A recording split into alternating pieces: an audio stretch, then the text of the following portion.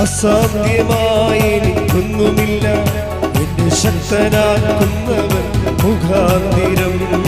അസാധ്യമായി എനിക്കൊന്നുമില്ല, എന്നെ ശക്തനാക്കുന്നവൻ മുഖാന്തിരം. അസാധ്യമായി എനിക്കൊന്നുമില്ല, എന്നെ ശക്തനാക്കുന്നവൻ മുഖാന്തിരം. ബുദ്ധിക്കതീതമത്യത്ഭുതങ്ങളാൽ എൻ്റെ ദൈവം എന്നെ നടത്തുന്നു.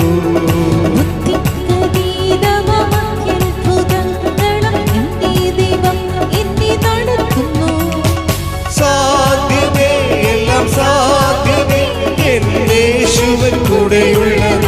കരങ്ങൾ ഉയർത്തിയടിച്ച് സാധ്യമേ, എല്ലാം സാധ്യമേ, എന്റെ യേശുവൻ കൂടെയുള്ളത്. അസാധ്യമായി എനിക്കൊന്നുമില്ല, എന്നെ ശക്തനാക്കുന്നവൻ മുഖാന്തിരം. അസാധ്യമായി എനിക്കൊന്നുമില്ല, എന്നെ ശക്തനാക്കുന്നവൻ മുഖാന്തിരം.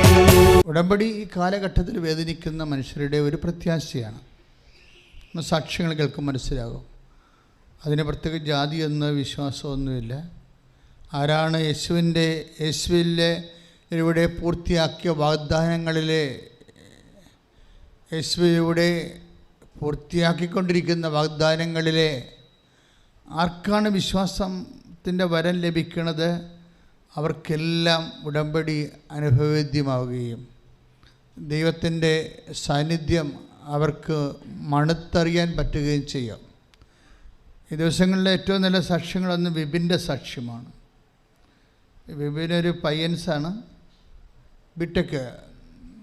വിപിൻ്റെ സാക്ഷ്യങ്ങൾ പ്രാധാന്യം വരുന്നത് വിപിൻ്റെ ജീവിതം കയ്യിൽ നിന്ന് വിട്ടുപോയായിരുന്നു.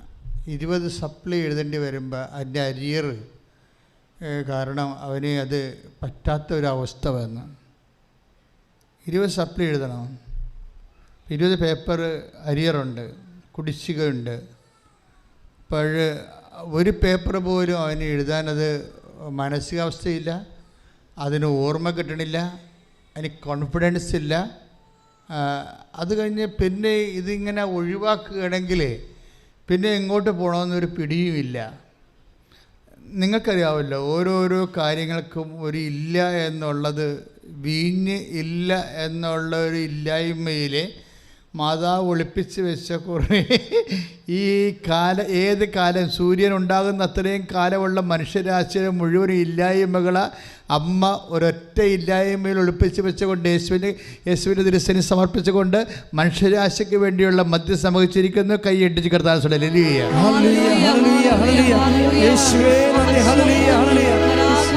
ഇവിടെ നമ്മൾ കർത്താവിൻ്റെ തിരുസന്നിധിയിലാണെന്നുള്ളൊരു ബോധ്യമാണ് നമ്മളിങ്ങനെ ഇടയ്ക്കിടയ്ക്ക് പാടുകയും പ്രാർത്ഥിക്കുകയും ആരാധിക്കുകയും ചെയ്യുന്നത്. നമ്മളിന്ന് ധ്യാനിക്കുന്ന വിപിൻ്റെ വിഷയം അവിടെ നിൽക്കട്ടെ, അത് പതുക്കെ പരിശുദ്ധാത്മാവ് കൊണ്ടുവരും എന്ന് നമുക്ക് പ്രതീക്ഷിക്കാം. നമ്മളിപ്പോൾ കാണുന്ന വചനം 2 കൊരിന്ത്യൻസ് 1:20. ദൈവത്തിൻ്റെ സകല വാഗ്ദാനങ്ങളും ഏറ്റു പറഞ്ഞേ, ദൈവത്തിൻ്റെ സകല വാഗ്ദാനങ്ങളും ക്രിസ്തുവിൽ അതേ എന്ന് തന്നെ. ഏറ്റു പറഞ്ഞ് ദൈവത്തിൻ്റെ സകല വാഗ്ദാനങ്ങളും. ഇപ്പം കഴിഞ്ഞ ആഴ്ച പറഞ്ഞായിരുന്നു എത്ര വാഗ്ദാനമാണ് ദൈവം നൽകിയിരിക്കണം മനുഷ്യരാശിക്ക്. 8852 വാഗ്ദാനം. ഇത്രയുണ്ട് വാഗ്ദാനങ്ങൾ. ദൈവത്തിൻ്റെ സകല വാഗ്ദാനങ്ങളും എന്താ പറയണത്? ക്രിസ്തുവിൽ. എന്താണ്? അതെയാണ്. അതാണ് ഈ പരിശുദ്ധ അമ്മ ഈ വീഞ്ഞു തീർന്നു പോകുന്ന കുഞ്ഞു കാര്യത്തിന് പോലും യേശുവിനെ സമീപിക്കാൻ പരിശുദ്ധാത്മാവ് പ്രേരിപ്പിക്കാനുണ്ടായ കാരണം ഇതാണ്. എന്താണ്? ദൈവത്തിൻ്റെ സകല വാഗ്ദാനങ്ങളും നിറവേറുന്ന ഒറ്റ നെയ്മാണ്, ഒറ്റ പേരാണ് ക്രിസ്തു. അമ്മയ്ക്കത് പരിശുദ്ധാത്മാവാണ് നൽകിയത്. ക്രിസ്തുവിനെ അറിയുക എന്നുള്ളത് പരിശുദ്ധാത്മാവിൻ്റെ നമ്മോട് കാണിക്കുന്ന ഒരു സമ്മാനമാണ്. ദൈവത്തെ സ്നേഹിക്കുന്നവർക്ക് ദൈവം നൽകുന്ന ഏറ്റവും വലിയ സമ്മാനമാണ് ക്രിസ്തുവിനെ അറിയാനുള്ള കൃപ. മനസ്സിലായോ? ദൈവത്തെ സ്നേഹിക്കുന്നവർക്ക് ദൈവം കൊടുക്കുന്ന ഏറ്റവും വലിയ സമ്മാനം എന്താണ്? ദൈവത്തിൻ്റെ സകല വാഗ്ദാനങ്ങളും. പറഞ്ഞേ, ദൈവത്തിന്റെ സകല വാഗ്ദാനങ്ങളും.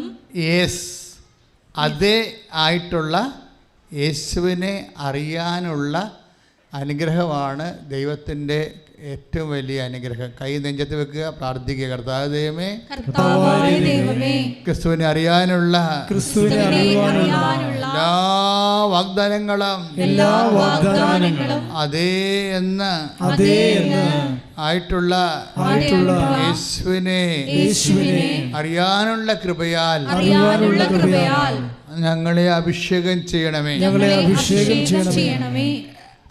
എന്താ ഗുണമെന്നറിയാവോ? അപ്പോൾ അതുകൊണ്ട് ഈ 2 Corinthians 1:20 ദൈവത്തിൻ്റെ എല്ലാ വാഗ്ദാനങ്ങളും ക്രിസ്തുവിൽ അത് ആണെങ്കിൽ, അതുകൊണ്ട് എന്താ പറയണത്? അതുകൊണ്ട് എന്താണ് സഭയുടെ പ്രത്യുത്തരം? എന്താ? താഴെ പൗലോസ് പറയുന്നുണ്ട്, അതുകൊണ്ട് തന്നെയാണ് ദൈവമഹത്വത്തിന് അവൻ വഴി ഞങ്ങൾ ആമീൻ പറയുന്നത്. കൈയിടിച്ച് നമ്മുടെ ജീവിതത്തെ ഇങ്ങനെ മാറ്റിമറിക്കുന്ന ഒരു വചനമാണിത്. നമ്മളിപ്പോൾ അവൻ പറയണത് പോലെ ചെയ്യുവിൻ. അതെന്തിനുള്ളതാണ്? അത് എന്തിനുള്ള ഒരു പോംവഴിയാണ്? ഈ 2 Corinthians 1:20 എഴുതിയിരിക്കുന്ന ദൈവത്തിൻ്റെ സകല വാഗ്ദാനങ്ങളും നമ്മൾ പ്രാപിക്കാൻ വേണ്ടിയുള്ള ഒരു ചുരുക്കെഴുത്ത്, ഒരു പോംവഴിയാണ്, ഒരു സൂത്രവാക്യമാണ്, ഒരു കുറുക്ക് വഴിയാണ്. എന്താണ്? ദൈവമഹത്വത്തിന് അവൻ വഴി ആമേൻ പറയുക. മനസ്സിലായി? ഈ പ്രേക്ഷിത പ്രവർത്തനം ആമേൻ പറച്ചിലാണ്. പ്രേക്ഷിത പ്രവർത്തനം നമ്മൾ ചെയ്യണില്ലേ? അത് ശരിക്കും പറഞ്ഞാൽ ദൈവമഹത്വത്തിനുള്ള ആമേൻ പറച്ചിലാണ്. എന്താണ്? അവൻ പറയണത് പോലെ ഞങ്ങൾ ചെയ്തോളാം. അവൻ പറഞ്ഞു, ഞാൻ രോഗിയായിരുന്നു, നിങ്ങളെന്നെ വന്ന് കണ്ടു. ഞാൻ കാരാഗൃഹവാസിയായിരുന്നു, നിങ്ങളെന്നെ സന്ദർശിച്ചു.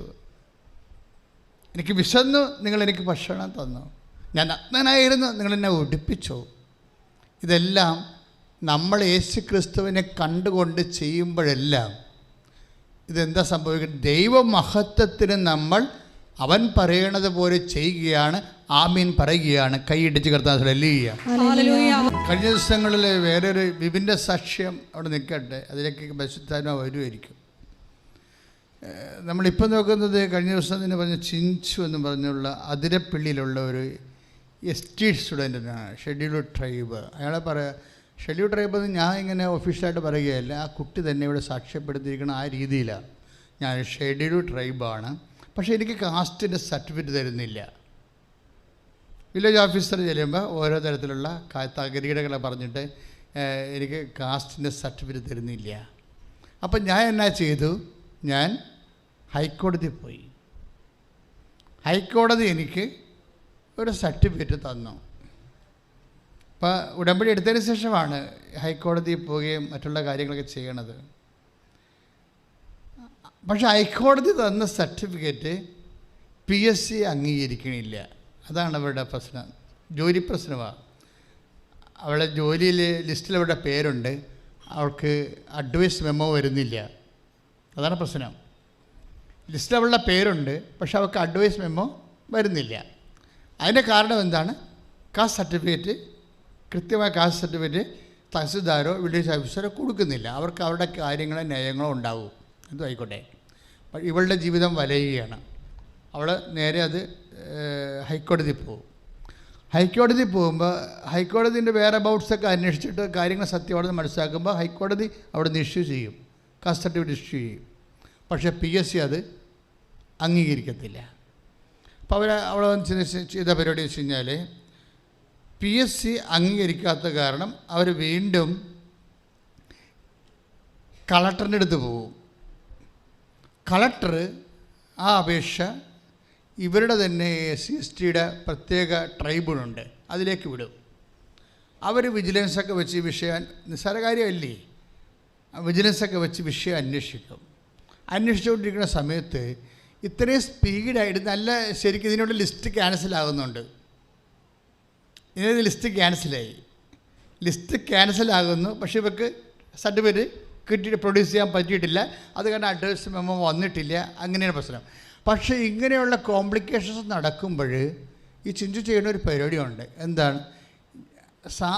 അവളിവിടെ വന്നിട്ട് ഒരു 5 കാശ് രൂപ മേടിച്ച് എടുക്കും വെഞ്ചരിച്ചത്. അപ്പോൾ പരിശുദ്ധ അമ്മ അവളോട് പറയും 10 എണ്ണം മേടിക്കാൻ പറയും. 10 എണ്ണം മേടിക്കാൻ പറയും. ഉടനെ ഇവിടെ 10 കാശ് രൂപ വാങ്ങിക്കും, വെഞ്ചരിച്ച കാശ്. നിങ്ങൾ ആ സാക്ഷ്യം കിടപ്പുണ്ട്, ഇന്നലെ ഇട്ടതാണ്. എന്നിട്ട് ഇവൾ എന്താ ചെയ്യണം? അപ്പോൾ ഞാനിവിടുത്തേക്ക് അവൾ കാശ് രൂപ മേടിക്കുന്ന കാര്യമൊക്കെ ഞാൻ പറഞ്ഞാൽ കേൾക്കുന്നുണ്ട്. അത് എന്നെ സംബന്ധിച്ചുള്ള എന്നെ അത്രയും വലുതായിട്ടതൊക്കെ ഒരു പ്രധാനപ്പെട്ട കാര്യമായിട്ട് തോന്നാൻ കാരണം ഞാൻ ഞാൻ അവിടെ ഇപ്പോൾ ഉണ്ടായിരുന്നു ഈ സാക്ഷ്യം പറയുമ്പോൾ. പിന്നെ അവൾ പറഞ്ഞത്, ഞാൻ ഈ ഒരു പത്രം കൊടുക്കുമ്പോൾ, ആൾക്കാർക്ക് പത്രം കൊടുക്കുമ്പോൾ, പത്രം എന്ന് പറഞ്ഞാൽ എന്താ, മുഴുവൻ സാക്ഷ്യമല്ലേ, ഇക്കാലങ്ങളിൽ ഈ മാസം ഈശോ ചെയ്ത കാര്യങ്ങളാണ് പത്രത്തിലുള്ളത്. ഞാൻ ഈ പത്രം കൊടുക്കുമ്പോൾ അത് ഇതിൽ ഒരു കാശിലും കൂടി വെച്ച് കൊടുക്കും. എന്നിട്ട് ഈശോനെക്കുറിച്ച് പറയും. ഈ കാലഘട്ടങ്ങളിൽ ആരാണ് ഈശോനെക്കുറിച്ച് പറയണത് കേട്ടല്ല, മനസ്സിലായില്ലേ? കാര്യങ്ങളെ പോണ പോക്കേ എത്ര പേര് പണി മേടിക്കാൻ പോകണമെന്ന് അദ്ദേഹത്തിന് അറിയാം. അതായത് ദൈവമൊന്നും, അതായത് നമ്മളെ ശ്രദ്ധിച്ചില്ലെങ്കിൽ നമുക്ക് നൽകപ്പെട്ട കൃപ തിരിച്ചെടുക്കാൻ സാധ്യതയുണ്ട്. കാര്യം അത്രയ്ക്ക് വെടിക്കെട്ടായിട്ടാണ് മറ്റുള്ളവരെ യേശുവിന് വേണ്ടി ജീവിക്കുകയും ജോലി ചെയ്യുകയും ചെയ്യുന്നത്. അവർ പറഞ്ഞു, ഞാനിവിടെ നിൽക്കുമ്പോൾ അമ്മ എന്നോട് പറഞ്ഞു 10 എണ്ണം മേടിക്കാൻ പറഞ്ഞു. ഞാൻ 10 എണ്ണം മേടിച്ച് ഞാൻ 10 കാശ് രൂപ ഇങ്ങനെ വിതരണം ചെയ്തുകൊണ്ടിരിക്കുക. കാശ് രൂപ, ഒരു കാശ് രൂപ കൊടുക്കുന്ന ആളിന് ഒരു 10 രൂപ കൊടുക്കും. ഇങ്ങനെ പറഞ്ഞുകൊണ്ടിരിക്കുന്ന സമയത്ത് വീട്ടിൽ നിന്ന് എന്നെ വിളിച്ചു, എടി അപ്പോയിൻമെൻ്റ് ഓർഡർ വന്നിട്ടുണ്ടെന്ന്. പ്രൈസ് ദി ലോർഡ്, ഹല്ലേലൂയ, യേശുവേ സ്തോത്രം, യേശുവേ നന്ദി. അത് ഇത്രയും സ്പീഡാണ്. അതെന്തുകൊണ്ടാണ് ചിഞ്ചുവിന് ഇത്രയും സ്പീഡായിട്ട് ഈ വരുന്ന സംഭവം വരണമെന്ന് വെച്ച് കഴിഞ്ഞാൽ, അവൾ സിൻസിയറാണ് ഈ വിഷയത്തിൽ. നമുക്ക് ഉടമ്പടിയോട് നമുക്ക് കാണിക്കാവുന്ന ഏറ്റവും വലിയ മനോഭാവം സിൻസിയറിറ്റിയാണ്. നമ്മൾ ആ വിഷയം സിൻസിയറായിട്ട് എടുക്കുകയാണ്. അപ്പോൾ ദൈവം സീരിയസ് ആവും. നമ്മൾ സീരിയസ് ആണെങ്കിൽ ദൈവം സിൻസിയറാകും. ദൈവം ഓട്ടോമാറ്റിക്കലി സിൻസിയറാണ്, പക്ഷേ വി ഡോണ്ട് ഫീൽ ഇറ്റ്. നമുക്കത് ഫീൽ ചെയ്യണമെങ്കിൽ നമ്മളതനുസരിച്ച് ഒന്ന് മോഡുലേറ്റ് ചെയ്ത് നോക്കണം, ഒന്ന് ക്രമീകരിക്കണം. 2 കോർഡിനേറ്റ്സ്, ഒന്ന് 20 B പോയിൻ്റാണ് നമ്മളിപ്പോൾ ധ്യാനിച്ചുകൊണ്ടിരിക്കുന്നത്. അതുകൊണ്ടാണ് ദൈവമഹത്വത്തിന് യേശു ക്രിസ്തു വഴി ഞങ്ങൾ ആമേൻ പറയുന്നത്. ആമേൻ എന്ന് വെച്ചാൽ അങ്ങനെ ആയിരിക്കട്ടെ എന്ന് പറയുക. എന്ന് വെച്ച് കഴിഞ്ഞാൽ അങ്ങയുടെ വചനം പോലെ നിറവേറട്ടെ. ഇതാ കർത്താവിൻ്റെ ദാസി, അങ്ങയുടെ വചനം പോലെ എന്നിൽ നിറവേറട്ടെ, അവൻ പറയണത് പോലെ ചെയ്യുക. ഇതെല്ലാം ദൈവവചനം നടപ്പിൽ വരുത്തുന്നതിന് വേണ്ടിയുള്ള പ്രത്യുത്തരമാണ്. മനസ്സിലായല്ലേ? ഇതെല്ലാം ഈ ദൈവവചനം നടപ്പിൽ വരുത്തുന്നതിന് വേണ്ടി നമ്മൾ ബോധപൂർവം ശ്രമിക്കുമ്പോൾ നമ്മൾ ആമേൻ പറയുകയാണ്. നമ്മൾ എന്തിനാണ് ആമേൻ പറയണത്? ദൈവമഹത്വത്തിനാണ് ആമേൻ പറയുന്നത്. ഈ മഹത്വം ആണ് നമ്മൾക്ക് കൃപയായി നമ്മളിലേക്ക് ചൊരിയണത്. കൃപയുടെ ഹൃദയസ്പന്ദനം എന്ന് ഈ ദിവസങ്ങളിൽ ഞാൻ ധ്യാനിച്ചൊരു സബ്ജക്റ്റാണ് കൃപയുടെ ഹൃദയസ്പന്ദനം. നമുക്ക് ഹൃദയം ഇടിക്കണേ കേൾക്കാൻ പറ്റുമല്ലോ അല്ലേ? ഹൃദയം ഇടിക്കേൾക്കാനല്ലേ? ഇതുപോലെ ഈ കൃപ ഇങ്ങനെ ഒരു സ്പന്ദനം ചെയ്യണേ കേൾക്കാൻ പറ്റും. നമ്മുടെ ജീവിതത്തിലെ കൃപ നിറയുമ്പോഴേ കൃപ ഇങ്ങനെ സ്പന്ദിക്കുന്നത് നമുക്ക് കേൾക്കാൻ പറ്റും. വിപിൻ്റെ സാക്ഷിയൊക്കെ മനോഹരമാകണത് ആ വഴിക്കാണ്. വിപിൻ്റെ പ്രോബ്ലം എന്താണ്? അരിയറല്ലേ? അരിയറാണ് എന്ന് വെച്ചാൽ 20 സബ്ജക്റ്റല്ലേ അരിയർ വന്നിരിക്കുന്നത് ബിടെക്കുകാരൻ. അപ്പോൾ എന്നെ സംബന്ധിക്കുന്നത് ഇവൻ എന്ത് ചെയ്യണമെന്ന് അറിയത്തില്ല. അപ്പോഴവന് ആരോ ഒരു കൃപാസനം പത്രം കൊടുത്തു. കൃപാസനം പത്രം തന്നെയാണ് മാതാവിൻ്റെ ഏറ്റവും വലിയ സന്ദേശവാഹകൻ. ഒരു മാലാഖിയായിട്ട് വർക്ക് ചെയ്യണതെല്ലാം ഈ കൃപാസനം പത്രമാണ്. ആരോ ഒരു കൃപാസനം പത്രം കൊടുത്തു. അപ്പോൾ അവൻ പറയുന്നുണ്ട് ആ സാക്ഷ്യത. എനിക്ക് ക്രിസ്ത്യൻ ഫെയ്ത്തിനോട് അത്ര അറിയത്തില്ല, എനിക്ക് താല്പര്യമില്ല. ഞാൻ അന്ന് യൂസ്ഡ് അല്ല ക്രിസ്ത്യൻ ഫെയ്ത്ത്, അതുകൊണ്ട് ഞാനത് അത്രയും ശ്രദ്ധിച്ചില്ല. ഒരാഴ്ച അതാണ് പറയുന്നത്, ബിബിൻ പറയുന്നതാണ്, ക്രിസ്ത്യൻ ഫെയ്ത്ത് എനിക്ക് യൂസ്ഡ് അല്ല, അത് കഴിഞ്ഞ് ഞാൻ ശ്രദ്ധിച്ചില്ല, അത് ഞാൻ ചുമ്മാ വാങ്ങിച്ചെന്നേ ഉള്ളത്. പക്ഷേ പിറ്റേ ആഴ്ചയിലും വേറെ ഒരർത്ഥം കൊണ്ടുവന്ന് കൃപാസനം പത്രം കൊടുത്തു. അപ്പം ജസ്റ്റ് നോക്കി. വേറെ ഒരു ദിവസം കൂടി ഒരു പത്രം കൂടി അവനും കൊണ്ട് ആരോ കൊണ്ടൊന്ന് കൊടുത്തു. അപ്പോഴും അവൻ ശ്രദ്ധിച്ചു. കണ്ടു നോക്കി, ഒരാളിന് തന്നെ എങ്ങനെയാണ് ഒരാളെ മാതാവ് തൻ്റെ സ്നേഹത്തിലേക്ക് അടുപ്പിക്കണമെന്ന് നോക്കി. നിങ്ങൾ വഴിയാണ് അല്ലേ, നിങ്ങൾ ഓരോരുത്തരും വഴിയാണ് ഈ പ്രേക്ഷിത പ്രവർത്തനം നടക്കുന്നത്. വിപിൻ എങ്ങനെയാണ് വിശ്വാസത്തിലേക്ക് വരുന്നത് നോക്കിയേ. ഞങ്ങൾ നിങ്ങളോട് പറയുമ്പോൾ എനിക്കിതിനെ വിശദാംശങ്ങൾ അമ്മ എന്നോടൊന്നും പറഞ്ഞിട്ടില്ല. അമ്മ ക്യാപ്ഷൻസ് മാത്രമേ പറഞ്ഞിട്ടുള്ളൂ. ഞാൻ പിന്നെ കാലാന്തരത്തിലാണ് ഓരോരോ കാര്യങ്ങൾ നടക്കണ കണ്ടിട്ട് കാര്യങ്ങളെ വ്യാഖ്യാനിച്ചെടുക്കുന്നത്. അമ്മ എന്നോട് പറഞ്ഞ അവൻ പറയണ പോലെ ചെയ്യണം, അത് ഈശോയുടെ വചനങ്ങൾ അറിയാൻ പാലാത്ത അറിയിക്കണം, അറിഞ്ഞവരെ ആഴപ്പെടുത്തണം. അതിനുവേണ്ടി നിങ്ങൾ ഈശോൻ്റെ വചനമുള്ള, ഈശോയുടെ പ്രവർത്തനങ്ങളുള്ള, ഈശോയുടെ സാക്ഷ്യമുള്ള, ഇപ്പോഴുള്ള പ്രവർത്തനങ്ങളുള്ള പത്രം കൊടുക്കണം. അത്രേ എന്നോട് ആദ്യ കാര്യങ്ങൾ പറഞ്ഞുള്ളായിരുന്നു. പക്ഷേ ഇപ്പോൾ എന്താ സംഭവിച്ചിരിക്കുന്നത്? ജനതകൾക്ക് വിശ്വാസം കൈമാറുകയാണ്. ശരിക്കും ജനതകളുടെ വിശ്വാസം കൈമാറണമെന്ന് വെച്ച് കഴിഞ്ഞാൽ എന്തിനാണ് വിശ്വാസം കൈമാറുന്നത്? ഇതൊരു മതം മാറ്റമല്ല, മറിച്ച് എന്താ സംഭവിക്കണത്? ഇവിടെ ആരെയും ന്യായസ്ഥാനപ്പെടുത്തുക ഒന്നും ചെയ്യണില്ല. എന്താ സംഭവിക്കുന്നത്? ക്രിസ്തു ഒരു മനുഷ്യൻ്റെ എല്ലാ ആവശ്യങ്ങളും എന്താണ്? ക്രിസ്തുവിൽ അതേ ആണെന്ന് മനസ്സിലായില്ലേ? നിങ്ങൾ ലോകത്തിനും മുഴുവൻ മനുഷ്യരാശിക്ക് വേണ്ടിയുള്ള മനുഷ്യൻ്റെ വേദന, കണ്ണീര്, സങ്കടം, രോഗം, അവൻ്റെ വിദ്യാഭ്യാസം, അവൻ്റെ ജോലി, അങ്ങനെ മുഴുവനും ആധ്യാത്മികവും ഭൗതികവുമായ മുഴുവനും മനുഷ്യൻ്റെ ആവശ്യങ്ങൾ ദൈവം എങ്ങനെ നൽകിയിരിക്കുന്നത്? വാഗ്ദാനത്തിൻ്റെ രൂപത്തിലാണ് നൽകിയിരിക്കുന്നത്. അതുകൊണ്ട് ഈ സകല വാഗ്ദാനങ്ങളും ക്രിസ്തുവിൽ ഐക്യപ്പെട്ടിരിക്കുകയാണ്. ക്രിസ്തുവിനെ സ്വീകരിക്കുമ്പോൾ 8852 വാഗ്ദാനങ്ങളുടെ നിവർത്തിയാണ് നമ്മൾ സ്വീകരിക്കുന്നത്. നമ്മൾ അമ്മയുടെ ഉദരത്തിൽ നമ്മളൊരു ഫീറ്റസായിട്ട് രൂപപ്പെട്ട് വരുന്നത് തൊട്ട് നമ്മുടെ നിത്യത വരെയുള്ള ആത്മീയവും ഭൗതികവുമായ മുഴുവൻ വാഗ്ദാനങ്ങളാണ്. വാഗ്ദാനങ്ങളെല്ലാം ക്രിസ്തുവിൽ. ഒന്ന് പറഞ്ഞേ, സകല വാഗ്ദാനങ്ങളും ക്രിസ്തുവിൽ അതേ എന്ന് ക്രിസ്തു അതേ എന്ന് തന്നെ. അതുകൊണ്ടാണ് ദൈവമഹത്വത്തിന് അവൻ വഴി ഞങ്ങൾ ആമേൻ പറയുന്നത്. അപ്പൊ നമ്മളെ സംബന്ധിച്ചിടത്തോളം നിങ്ങൾക്ക് ജപ്റ്റ് നടപടിയാണ്, അല്ല നിങ്ങൾക്ക് ജോലിയില്ല. കഴിഞ്ഞ ദിവസങ്ങളിൽ ഒരു മകൻ പോളണ്ടിൽ പോയി. അവന് അവിടെ അവൻ്റെ അമ്മ ഇവിടെ വന്ന് കണ്ണീരിടുകയാണ്. എന്താണ്? അവന് ഭക്ഷണമില്ലടാ, അവന് ഭക്ഷണമില്ല. അവന് ഭക്ഷണമില്ല എന്ന് വെച്ചാൽ അവൻ്റെ ജോലി പോയി. കഴിഞ്ഞ ആഴ്ച ഞാൻ നിങ്ങളോട് അത് പറഞ്ഞായിരുന്നു, അതുകൊണ്ട് ഇപ്പോൾ ഞാനത് ആവർത്തിക്കണില്ല. പക്ഷെ അതല്ല, വിത്തിൻ 24 hours എങ്ങനെയാണ് അവൻ പഠിച്ച സബ്ജക്റ്റ് തന്നെ അവന് അപ്പോയിൻമെൻറ്റ് കിട്ടണത് വിദേശ രാജ്യത്ത്? അവൻ്റെ ഒരു രാത്രിയിൽ അവന് ഭക്ഷണമില്ലാതെ ഒരു മുസ്ലിം പള്ളിയുടെ വാതിൽക്കൽ കിടന്ന് ഉറങ്ങിയവൻ്റെ ജീവിതം എത്ര പെട്ടെന്നാണ് അമ്മ റീസെറ്റ് ചെയ്യണത്. അതുപോലെ സകല വാഗ്ദാനങ്ങളും നിൻ്റെ ജീവിതത്തെ പുനഃക്രമീകരിക്കാനുള്ള സകല വാഗ്ദാനങ്ങൾ. ഒന്ന് പറഞ്ഞ, എൻ്റെ ജീവിതത്തെ പുനഃക്രമീകരിക്കാനുള്ള സകല വാഗ്ദാനങ്ങളും അതേ എന്നുള്ളടക്കം ചെയ്തിരിക്കുന്ന ക്രിസ്തുവിനെ അഭിഷേകമായി സ്വീകരിക്കാൻ അമ്മേ, പരിശുദ്ധമ്മേ, എനിക്ക് വേണ്ടി മധ്യസ്ഥം വഹിക്കണമേ. സുവിശേഷ പ്രഘോഷണമാണ് അടുത്ത വചനം. ഇതിനോട് ചേർന്ന് വരുന്ന വചനം ഹെബ്രായ ലേഖനം 10:23. നമ്മോട് വാഗ്ദാനം ചെയ്തിരിക്കുന്നവൻ വിശ്വസ്തനാകയാൽ നമ്മുടെ പ്രത്യാശയേറ്റ് പറയുന്നതിൽ നാം സ്ഥിരതയുള്ളവരായിരിക്കണം. ഇതാണ് ഉടമ്പടി നിർവർത്തിക്കാനുള്ള കുറച്ച് കാര്യങ്ങളാണ് ഈ പറഞ്ഞുകൊണ്ടിരിക്കുന്നത്. മനസ്സിലായില്ലേ? സകല വാഗ്ദാനങ്ങളും ക്രിസ്തുവിൽ അതേ എന്നായതുകൊണ്ട് നമ്മൾ ദൈവമഹത്വത്തിന് അതേ എന്ന് പറയണത് എന്തിനാണ്? വാഗ്ദാനം പ്രാപിക്കാൻ വേണ്ടിയാണ്. മനസ്സിലായില്ലേ? ഉടമ്പടിയിൽ വെച്ചിരിക്കുന്ന വിഷയങ്ങളിൽ എത്രയും വേഗം നിറവേറാൻ വേണ്ടിയുള്ള ദൈവികമായ നടപടികളുടെ സൂത്രവാക്യങ്ങളാണ്, ബൈബിൾ വാക്യങ്ങളാണ് വായിക്കുന്നത്. ഇപ്പോഴെന്താ വായിക്കാൻ പോണത്? നമ്മോട് വാഗ്ദാനം ചെയ്തിരിക്കുന്നവൻ വിശ്വസ്തനാകയാൽ നമ്മുടെ പ്രത്യാശ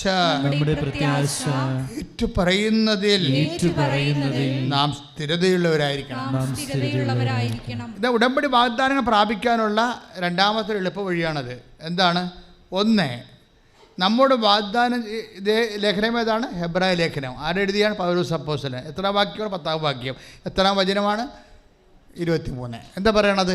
നമ്മോട് വാഗ്ദാനം ചെയ്തിരിക്കുന്നവൻ എന്ന് പറഞ്ഞേ. എന്താ അവൻ്റെ പ്രത്യേകത? വിശ്വസ്തൻ അല്ലേ? അതെ, അതിപ്പോൾ 2 തിമോത്തി 2:13 എൻ്റെ വചനം. നാം അവിശ്വസ്തരായിരുന്നാലും ഏറ്റു പറഞ്ഞേ, നാം അവിശ്വസ്തരായിരുന്നാലും അവൻ വിശ്വസ്തനായിരിക്കും. എന്തെന്നാൽ തന്നെ തന്നെ നിഷേധിക്കുക അവന് സാധ്യമല്ല. അപ്പൊ അച്ഛൻ എപ്പോഴും നിങ്ങളോട് പറഞ്ഞിട്ടുള്ളതാണ്, ഉടമ്പടി എന്ന് പറയുന്നത് ചൊല്ലണ പ്രാർത്ഥനയല്ല, പിന്നെ എന്താണ്? ചെയ്യുന്ന പ്രാർത്ഥനയാണ്. ഉടമ്പടിക്ക് വിശ്വാസമല്ല വേണ്ടത്, പിന്നെ എന്താണ്? വിശ്വസ്തതയാണ് വേണ്ടത്. എന്താണ് വിഷയം? വിശ്വസ്തതയാണ് പ്രോബ്ലം വരുന്നത്. ഉടമ്പടിയിൽ നമുക്ക് ഉപയോഗിക്കേണ്ടത്, അച്ഛൻ്റെ നമുക്കറിയാമല്ലോ, നമുക്ക് വണ്ടിയിൽ പെട്രോൾ ഉപയോഗിക്കുന്നു, വിമാനത്തിൽ ഏവിയേഷൻ ഓയിൽ ഉപയോഗിക്കുന്നു അല്ലേ? അതുപോലെ തന്നെ സാധാരണ നമ്മുടെ ജീവിതത്തിൻ്റെ ആവശ്യങ്ങൾക്കും പ്രാർത്ഥനകൾക്കും എല്ലാം നമ്മൾ ഉപയോഗിക്കുന്നത് വിശ്വാസമാണ്. പക്ഷേ ഹെവി ഡ്യൂട്ടി ആയിട്ടുള്ള കാര്യങ്ങൾ, ഇപ്പോൾ ഹെവി ഡ്യൂട്ടിയാണ്, വിപിൻ്റെ പ്രശ്നം ഹെവി ഡ്യൂട്ടിയാണ്. ഹെവി ഡ്യൂട്ടി ആയിട്ടുള്ള കാര്യങ്ങളൊക്കെ നമ്മുടെ വിശ്വാസം കൊണ്ട് പറ്റത്തില്ല. എന്താ പറ്റണത്? ഇവന് 20 അരിയറില്ലേ ഇല്ലേ? അത് എടുത്താൽ കൂട്ടിപ്പോയാൽ നിങ്ങൾക്ക് തോന്നണം, നിങ്ങൾ ബിയോട്ടിക്കാർ ഇതിൻ്റെ തുരുമ്പുണ്ടല്ലോ, നിങ്ങൾ കൂടിപ്പോയി എത്രണ്ണം കിട്ടാൻ പറ്റും? ഒരു 10,000 കിട്ടും, 10 കിട്ടും, കഷ്ടപ്പെട്ട് പിടിച്ച 10 കിട്ടുമായിരിക്കും. പിന്നെ 10 എഴുതാൻ വേറെ അടുത്ത സെമസ്റ്റർ നോക്കേണ്ടി വരും. പണിയായിരിക്കും ഇത്, പെട്ടുപോയാൽ പണിയാണ്. പക്ഷെ നീ പെട്ടുപോയാൽ പണിയാകാതിരിക്കാനാണ് നിനക്ക് അമ്മയെ തന്നിരിക്കുന്നത്. ഞാൻ എന്തുകൊണ്ടാണ് നിങ്ങളോട് വിശ്വസ്തത, ഇപ്പോൾ 2 തിമോത്തി 2:13 നമ്മൾ വായിച്ചു. എന്താ വായിച്ചിരിക്കുന്നത്? നമ്മൾ അവിശ്വസ്തരായിരുന്നാലും ദൈവം വിശ്വസ്തനായിരിക്കും. പക്ഷേ അതുകൊണ്ട് നമുക്ക് വലിയ പ്രയോജനമില്ല. ദൈവം വിശ്വസ്തനാകുന്നത് കൊണ്ടേ എന്താ കാര്യം അറിയാമോ? ഇതിൻ്റെ ഒരു പ്രോബ്ലം അനുഗ്രഹവും, അച്ഛൻ നേരത്തെ പറഞ്ഞൊരു അനുഗ്രഹവും ആ അനുഗ്രഹം അനുഭവിക്കാനുള്ള യോഗ്യതയും 2 വിഷയമാണ്. മനസ്സിലായില്ലേ? അനുഗ്രഹം, ഇപ്പം നിങ്ങളൊരു മിഠായി കഴിക്കുന്നു, അല്ലെങ്കിൽ നിങ്ങളൊരു ചോറ്, നിങ്ങൾക്ക് ഇഷ്ടപ്പെട്ട കറിയും കൂട്ടി നിങ്ങൾ ചോറുണ്ണാമെന്ന് വിചാരിച്ചോ. അപ്പോൾ നിങ്ങൾക്ക് ഇഷ്ടപ്പെട്ട കറി എന്ന് പറയുമ്പോൾ അമ്മ നമുക്ക് വെച്ച് തന്നിട്ടുള്ള പണ്ട് പോലെ നമുക്ക് ടേസ്റ്റ് നമ്മുടെ ബ്രെയിനിൽ സേവ് ചെയ്തതാണ്. രുചിയൊക്കെ ഒരു ഇൻ്റലക്ച്വൽ സങ്കല്പമാണല്ലോ. രുചി അതിൽ തന്നെ രുചിയല്ലല്ലോ, അതൊരു നമുക്ക് പണ്ട് സേവ് ചെയ്ത സംഭവങ്ങൾ വീണ്ടും കിട്ടുമ്പോൾ സ്വാഭാവിക ബുദ്ധി അത് ഡിക്റ്റേറ്റ് ചെയ്യുന്ന നമ്മൾക്ക് സ്യൂട്ടബിളായ രീതിയിൽ നമ്മളോട് ബുദ്ധി പ്രതികരിക്കുന്നു. അപ്പോൾ നമുക്ക് ഇഷ്ടപ്പെടുന്നു, അതാണ് സാധനം ശരിക്കും പറഞ്ഞാൽ. അപ്പോൾ അത് ആ പ്രോസസ്സ് രുചിയുടെ പ്രോസസ്സ് എന്ത് തന്നെയായാലും പിന്നെ നാക്കിന് രുചി ഉണ്ടാക്കാൻ പറ്റത്തില്ല. അതിന് രസന എന്ന് പറയുന്ന ഒരു ടേസ്റ്റ് ബഡ്സൊക്കെ ഉണ്ടെങ്കിലും ഇവന് സെൻസ് ചെയ്യാനേ പറ്റത്തുള്ളൂ. ഇതിൻ്റെ രുചി രസം നമുക്ക് നൽകേണ്ടത് ബുദ്ധിയല്ലേ? കാര്യം ഇതിൻ്റെ വ്യത്യസ്തങ്ങളായ രസങ്ങൾ സേവ് ചെയ്തിരിക്കുന്നത് ബുദ്ധിയിലല്ലേ? അപ്പോൾ അതുകൊണ്ട് തലച്ചോറിലാണ് ചെയ്തിരിക്കുന്നത്. അപ്പോൾ ഇങ്ങനെയൊക്കെയാണ് ബുദ്ധിയുടെ ഒരു പ്രക്രിയ. എങ്കിലും ചില സമയത്ത് നമ്മൾക്ക് അമ്മ വെച്ച് തന്നത് തന്നെ ടേസ്റ്റിൽ നമ്മൾ ചിലപ്പോൾ ഊണ് കഴിച്ചാലും നമുക്ക് ആ ടേസ്റ്റ് ഫീൽ ചെയ്യത്തില്ല. എന്തുകൊണ്ടായിരിക്കും? നമുക്ക് വല്ല പനിയോ വല്ലതും ഉള്ളതുകൊണ്ടായിരിക്കും. ഇല്ലേ? മനസ്സിലായില്ലേ? അല്ലേ? പനി വന്നു കഴിഞ്ഞാൽ ആഹാരങ്ങൾക്കൊന്നും രുചി ഉണ്ടാകത്തില്ല. ഇതുപോലെയാണ്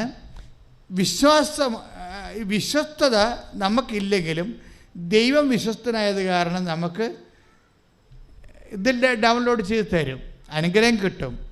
പക്ഷേ അനുഗ്രഹം കിട്ടണമല്ല പ്രശ്നം, അത് അനുഭവിക്കാനുള്ള യോഗ്യത ഒരു പ്രശ്നമാണ്. ചില ആൾക്കാർ ഈ 50 കൊല്ലം ജോലി എടുത്തിട്ടും അവസാനം കയ്യിലൊന്നും ഇല്ലായിരിക്കണം. എന്തുകൊണ്ടാണ്?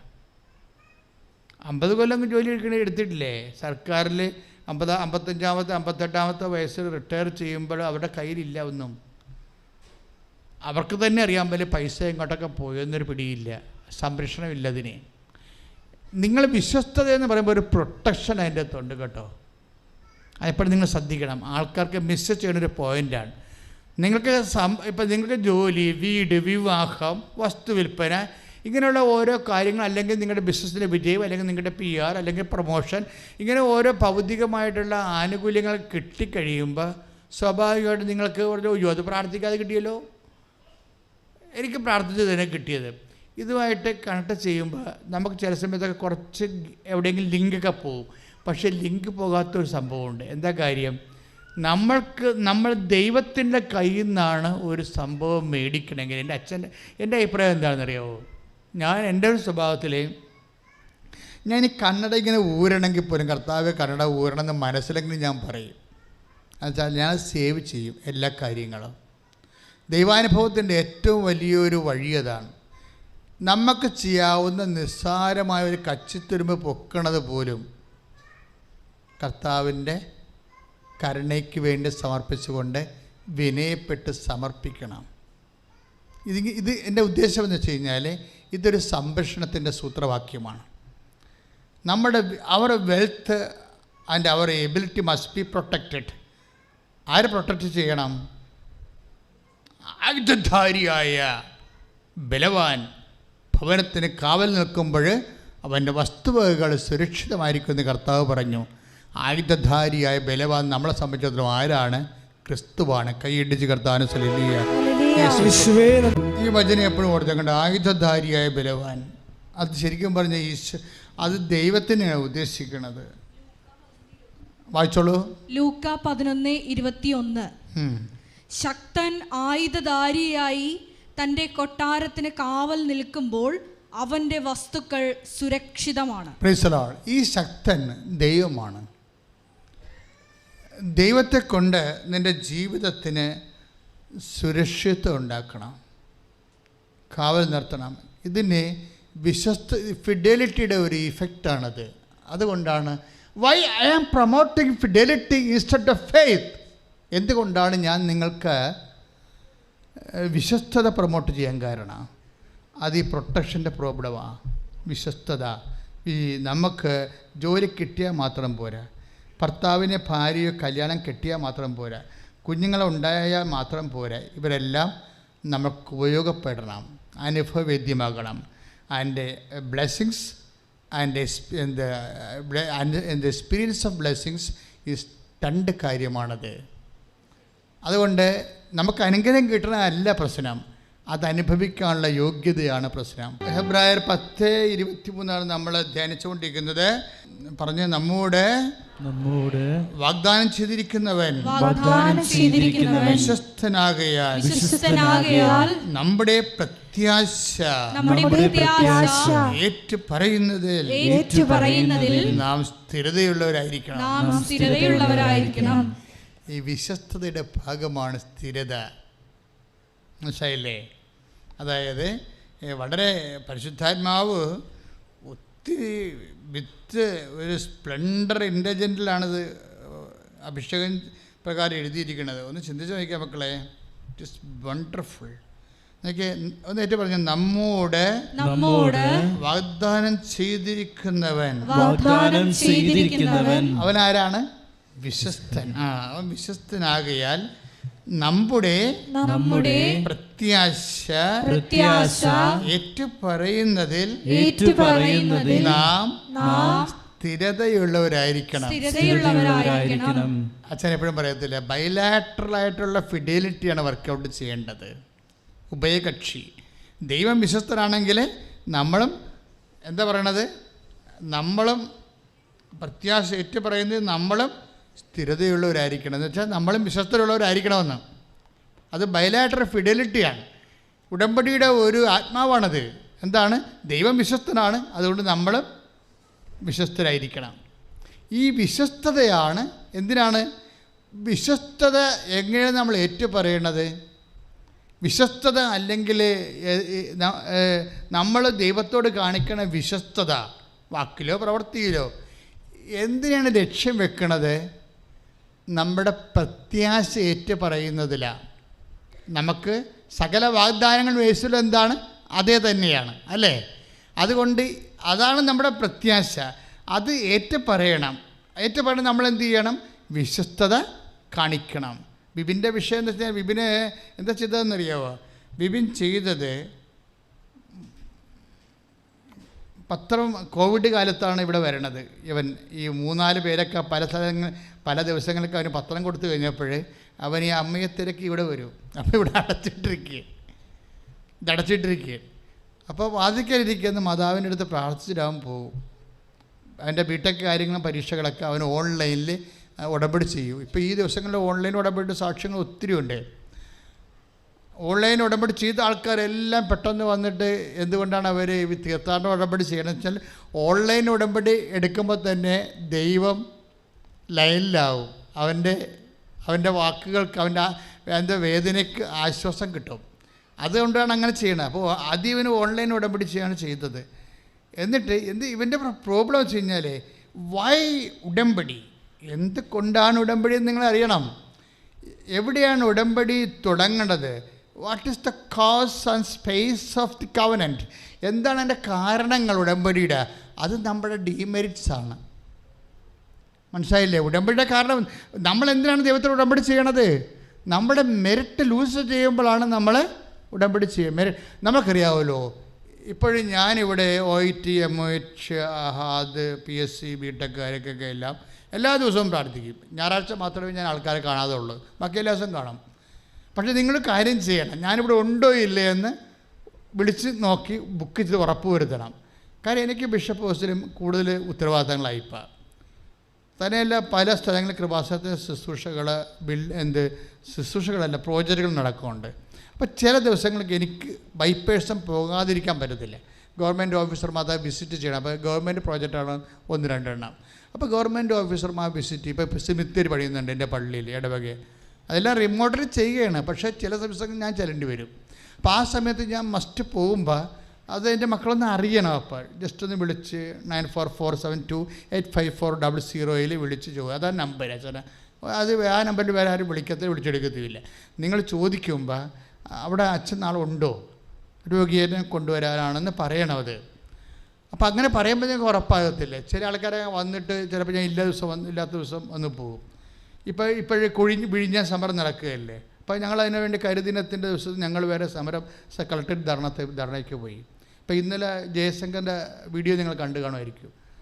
അതായത് ഞാൻ ഹൈക്കോടതിയിൽ നിന്നൊരു വിധി സമ്പാദിച്ചിട്ടുണ്ട് ഈ വിഷയത്തിന്. കാര്യം ഈ കൊച്ചി തുറമുഖത്തിൻ്റെ വരവോടുകൂടിയാണ് 100 കിലോമീറ്ററിൽ 5 കിലോമീറ്റർ വീതിയിലും 100 കിലോമീറ്റർ നീളത്തിലും കേരളത്തിന് ഈ കൊച്ചി ആലപ്പുഴ മേഖലയിൽ തീരം നഷ്ടപ്പെട്ടത്. ആ സർക്കാർ വികസനത്തിൻ്റെ പേരിൽ ഇരകളായി പോയതാണ്. ഒരു വീടിന് മനോരമയിൽ കഴിഞ്ഞ ദിവസങ്ങൾ എഴുതിയിട്ടുണ്ട്. എന്താണ്?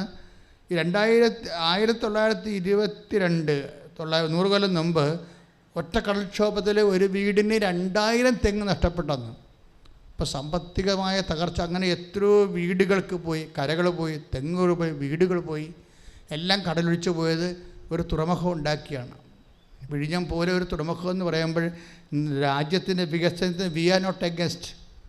മേരി മാഗ്ഡലിൻ പള്ളിയും ഒരു ഇടവക അങ്ങനെ തന്നെ തുമ്പ റോക്കറ്റ് വിക്ഷേപണ കേന്ദ്രത്തിന് കൊടുത്തൊരു സഭയാണിത്. നിരുപാധികം ഒഴിഞ്ഞു കൊടുത്തതാണ്.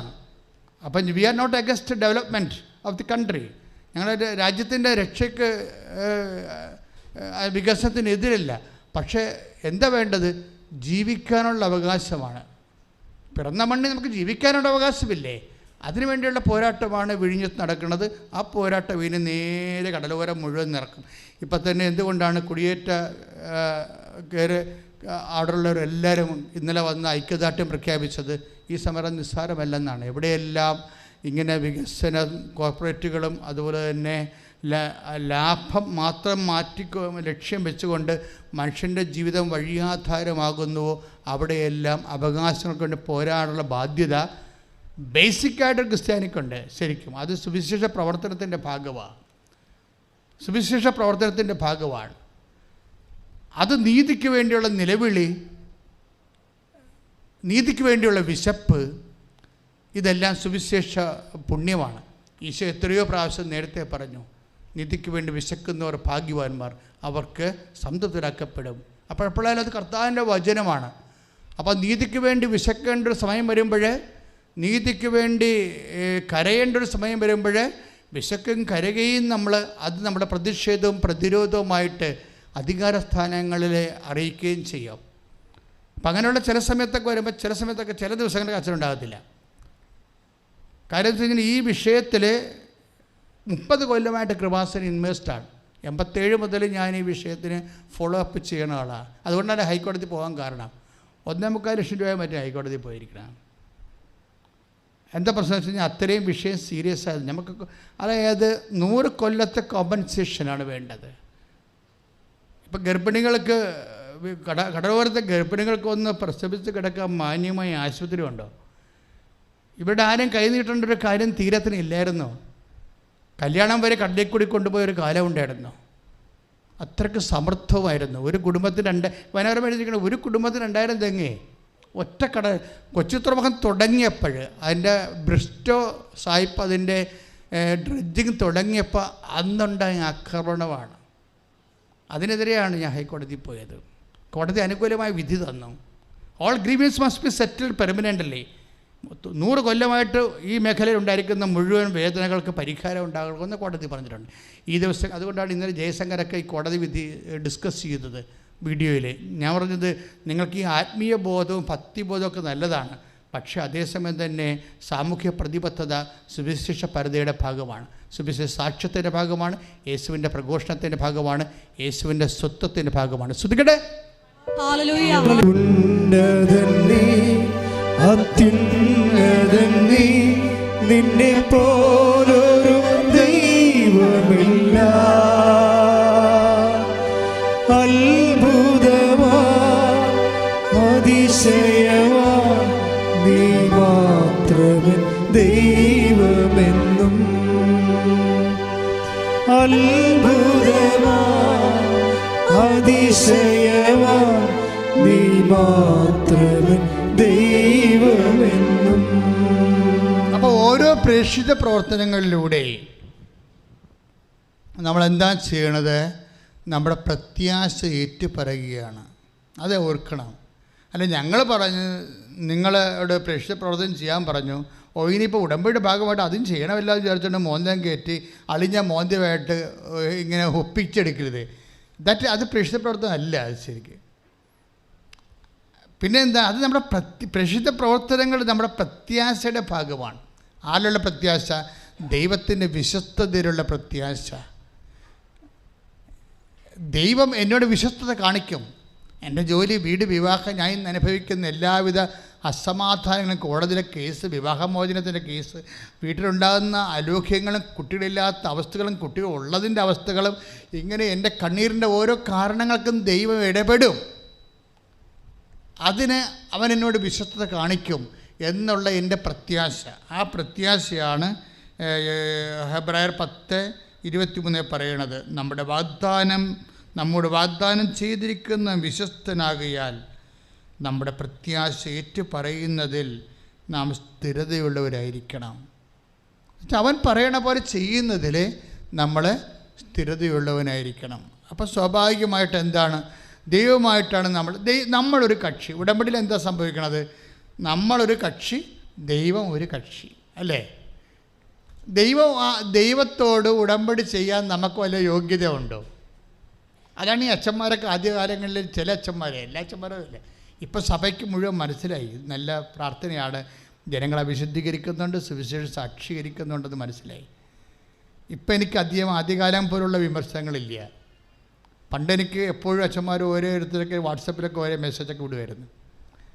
ചില സമയത്തൊക്കെ എന്നെ പിതാവ് വിളിക്കുമായിരുന്നു, അതെന്താണ് ഇതെന്താണെന്നൊക്കെ ചോദിച്ചുകൊണ്ട്. പിതാവ് എന്നോട് പക്ഷേ എപ്പോഴും എന്നോട് വളരെ വാത്സല്യത്തോടെയും കാര്യങ്ങൾ മനസ്സിലാക്കിയും ഉപദേശം നിർദ്ദേശം നൽകി ചേർത്ത് നിർത്തുകയുള്ളൂ. എന്നാ പ്രശ്നം വെച്ച് കഴിഞ്ഞാൽ ഈ എപ്പോഴും വരുന്നൊരു വിഷയം, ഇപ്പോൾ നമ്മൾക്ക് ഒരു വിഷയമുണ്ടായി. ഈ വിഷയം ചില സമയത്ത് നമ്മുടെ മെരിറ്റിൽ ഒതുങ്ങണതായിരിക്കുന്നത്. എന്തുകൊണ്ടാണ് നമ്മൾ ഉടമ്പടി ചെയ്യണത്? നമ്മൾക്കുണ്ടായിരുന്ന വിഷയം നമ്മുടെ മെരിറ്റിൽ ഒതുങ്ങാത്തപ്പോഴാണ് ഉടമ്പടി ചെയ്യണത്. നിങ്ങൾക്കറിയാമല്ലോ. മെറിറ്റ് എന്ന് പറഞ്ഞാൽ എന്താണ്? യോഗ്യത. ഗതികേട് കൊണ്ട് ഞാൻ ചില സമയത്ത് ഈ സാധനമൊക്കെ ഇംഗ്ലീഷ് ബൈബിൾ പഠിച്ചു വെച്ചിരിക്കുന്നത്, കാരണം ഇംഗ്ലീഷ് വാക്കാണ് പറയണത്. പക്ഷേ ചേച്ചിമാർക്ക് ചിലർക്ക് മെറിറ്റ് എന്താണെന്നൊക്കെ ഒന്നും അറിയാൻ പറ്റും. അച്ഛൻ ഇതിനെക്കുറിച്ചാണ് പറയണത് പോലെ അവർ അറിയും. അത് യോഗ്യത. ഒരു വിഷയം നടക്കണമെങ്കിൽ നിങ്ങളുടെ വീട് വെക്കുക, നിങ്ങൾക്ക് വിവാഹം കഴിക്കുക, നിങ്ങൾക്ക് കുഞ്ഞുങ്ങളുണ്ടാവുക, നിങ്ങൾക്ക് ജോലി കിട്ടുക, നിങ്ങൾക്ക് പ്രൊമോഷൻ കിട്ടുക, നിങ്ങളുടെ ബിസിനസ്സിലേക്ക് പോവുക, നിങ്ങളുടെ വിസ അടിച്ചു വരിക, ഇങ്ങനെ ഓരോ ഈവൻസിന് 2 കാര്യങ്ങൾ വേണം. എന്ത് വേണം? മെറിറ്റ് ആൻഡ് ഗ്രേസ് വേണം, അല്ലേ? അത് നമുക്ക് യോഗ്യത ഉണ്ടാകണം, പിന്നെ എന്താണ്? വരപ്രസാദം ഉണ്ടാകണം. പക്ഷെ ഒരു കുഴപ്പമുണ്ട്. എന്താ കുഴപ്പം? Why covenant? എന്തുകൊണ്ടാണ് കവനൻ്റ്? നമ്മൾക്ക് ചില സമയത്ത് മെറിറ്റിൽ ചില സമയത്ത് നമ്മൾക്ക് കുറവായിരിക്കും മെറിറ്റ്. മനസ്സിലായില്ലേ? അതാ പ്രശ്നം. ബിബിൻ്റെ പ്രശ്നം കണ്ടു. ബിബിൻ എന്താ പറയണത്? ബിബിൻ പറയണത് എനിക്ക് കുറേ ഇൻറ്റേർണൽ മാർക്ക് കുറവായിരുന്നു എന്നാണ് പറഞ്ഞത്. 20 പേപ്പർ എഴുതിയെടുക്കാനുണ്ട്. ബിടെക്കാർക്ക് മറ്റു അക്കാഡമിഷ്യൻസൊക്കെ അറിയാൻ പറ്റിയത് എന്താ പറയണതെന്ന്. അതായത് ഇൻറ്റേർണൽ അസസ്മെൻ്റ് മാർക്കുണ്ടല്ലോ, അത് റെക്കോർഡിലൂടെ അല്ലെങ്കിൽ ഹോംവർക്കിലൂടെയൊക്കെ വരണ മാർക്കുകളാണ്. അതിവന് ഇല്ല, മെറിറ്റില്ലെന്ന് എൻ്റെ അർത്ഥം. മനസ്സിലായില്ലേ? ഇൻറ്റേർണൽ മാർക്ക് ഇല്ലെന്നാണ് അവൻ പറയണത് പല വിഷയങ്ങൾക്കും. പിന്നെ അതുകൊണ്ടാണ് അവന് ഹോപ്പില്ലാത്തത്. ഞാൻ എങ്ങനെ എന്ത് എഴുതാനാണ്? എനിക്ക് ഇൻറ്റേർണൽ അസസ്മെൻറ്റ് മാർക്കില്ലല്ലോ, ഇൻറ്റേർണൽ മാർക്കില്ലല്ലോ. പിന്നെ ഞാൻ എങ്ങനെയാണ് 20 പേപ്പർ എഴുതണത്? അമ്മയോട് പറഞ്ഞപ്പോൾ അമ്മ പറഞ്ഞു നീ എഴുതാൻ പറഞ്ഞെന്ന്. അതിൽ രസമാണ് അതൊരു സാക്ഷ്യം കേൾക്കാൻ. അവസാനം ഞാൻ എഴുതാൻ പോകാൻ ഞാനൊരു പണി ചെയ്ത് കുറേ പത്രം വാങ്ങിച്ചു ഓട്ടോറിക്ഷക്കാർക്ക് കൊടുത്തത്. അപ്പം ഞങ്ങൾ ചോദിച്ചു എന്തിനാണ് നീ ഓട്ടോറിക്ഷ കൊടുത്തത്? അതിൽ ഓട്ടോറിക്ഷക്കാരാകുമ്പോൾ ഒരു ഗുണമെന്ന് വെച്ചാൽ ഒന്നെങ്കിൽ കുറച്ച് പത്രം അവിടെ വെച്ചേക്കും, വന്നവർക്ക് അവർ തന്നെ കൊടുത്തോളൂ. അപ്പോഴങ്ങനെയെങ്കിലും കർത്താവിനെ മറ്റു ജനങ്ങളിലേക്ക് എത്തിക്കില്ല എന്നാണ് ഇവൻ പറയണത്. പിന്നെ ഞാൻ എന്ത് ചെയ്ത്, കോവിഡായപ്പോൾ ലോക്ക്ഡൗൺ ആയില്ലേ, അപ്പോൾ ഞാൻ പോസ്റ്റ് ഓഫീസ് വഴി ഓരോരുത്തർക്ക് അഡ്രസ്സ് നോക്കി സെൻഡ് ചെയ്തെന്നു. ഓരോ മനുഷ്യന്മാർ ചെയ്യണ പരിപാടി കണ്ടില്ലേ? അവർ നമ്മൾ പറയണതല്ല ചെയ്യണത്, അതിൻ്റെ ഇരട്ടി കാര്യങ്ങളാണ് ചെയ്യണത്. ഇതെന്താ ഈശോ പണ്ട് പറഞ്ഞതാണ്, നിന്നോട് 1 മൈൽ ദൂരെ പോകാൻ പറഞ്ഞാൽ നീ 2 മൈൽ പോകണം. അത് വായിച്ച മോളെ. 1 മൈൽ ദൂരം പോകാൻ നിന്നെ നിർബന്ധിക്കുന്നവനോട് കൂടെ, ഏറ്റു പറഞ്ഞ 1 മൈൽ ദൂരെ പോകാൻ, 1 മൈൽ ദൂരം പോകാൻ നിന്നെ നിർബന്ധിക്കുന്നവനോട് കൂടെ 2 മൈൽ ദൂരം പോവുക. 2 മൈൽ ദൂരം. പ്രേക്ഷിത പ്രവർത്തനത്തിൻ്റെ മോഡ് ഓഫ് ആക്ഷൻ അങ്ങനെയാണ്.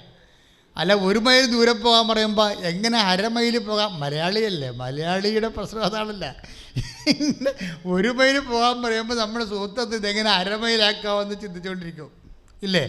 അങ്ങനെയല്ല. പ്രേക്ഷിത പ്രവർത്തനം ദൈവത്തോട് ചെയ്യുന്ന പ്രവർത്തനങ്ങളെന്ന് പറയണത് 1 മൈൽ പോകാൻ നിന്നോട് ആവശ്യപ്പെട്ടാൽ എന്ത് ചെയ്യണം? നിങ്ങൾ 2 മൈൽ പോകണം. അതാണ് 5 കാശ് വാങ്ങിക്കാവുന്ന ചിഞ്ചു പറഞ്ഞത്. അപ്പോൾ അമ്മ പറഞ്ഞ് 10 മേടിക്കുന്നത് പറഞ്ഞു. അത് ലോഡ് കൂട്ടിക്കൊടുക്കരുത്. ഇവനെന്താ ചെയ്തിരിക്കണത്? വിപിനെന്താ ചെയ്തിരിക്കണത്? അവന് പോകാൻ കോവിഡായതുകൊണ്ട് ലോക്ക്ഡൗൺ ആയിപ്പോയി. പക്ഷേ എന്ത് ചെയ്യും? കോവിഡ് കഴിയട്ടെന്ന് പറഞ്ഞ് ഇരുന്നില്ല. അഡ്രസ്സ് നോക്കി എടുത്തിട്ട് അറിയാവുന്ന അഡ്രസ്സൊക്കെ എടുത്തിട്ട് പോസ്റ്റിൽ ഈ സാധനം വിട്ടു. ഇത് എന്താ ഞാൻ മുമ്പ് പറഞ്ഞില്ലേ, അതായത് നമ്മൾ സത്യസന്ധരാണ്, നമ്മൾ വിഷയം ഓറിയൻറ്റഡ് അല്ല, നമ്മൾ ദൈവം ഓറിയൻറ്റഡ് ആണെന്നുണ്ടെങ്കിൽ പരിശുദ്ധാത്മ വർക്ക് ചെയ്യും.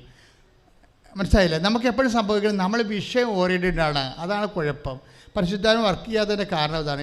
എപ്പോൾ കെട്ടാൻ പറ്റും, ഈ കല്യാണം ഒക്കുമായിരിക്കുമോ, ഇപ്പോൾ ഇതോടുകൂടി ഈ മാസം ഗർഭിണിയാകുമോ, പ്രൊമോഷൻ. അപ്പോൾ നമ്മൾ വിഷയം ഓറിയൻറ്റഡ് ആകും. അപ്പം നമ്മൾ മെറ്റീരിയൽ ജഡികരായി പോകും. ജഡികത്തല്ല കുഴപ്പം എന്താ?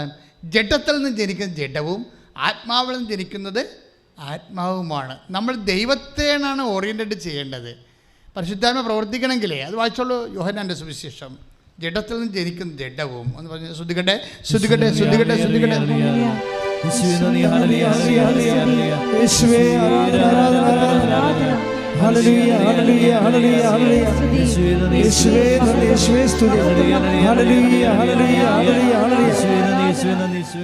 പരിശുദ്ധ പരമദിവ്യകാരുണ്യത്തിന്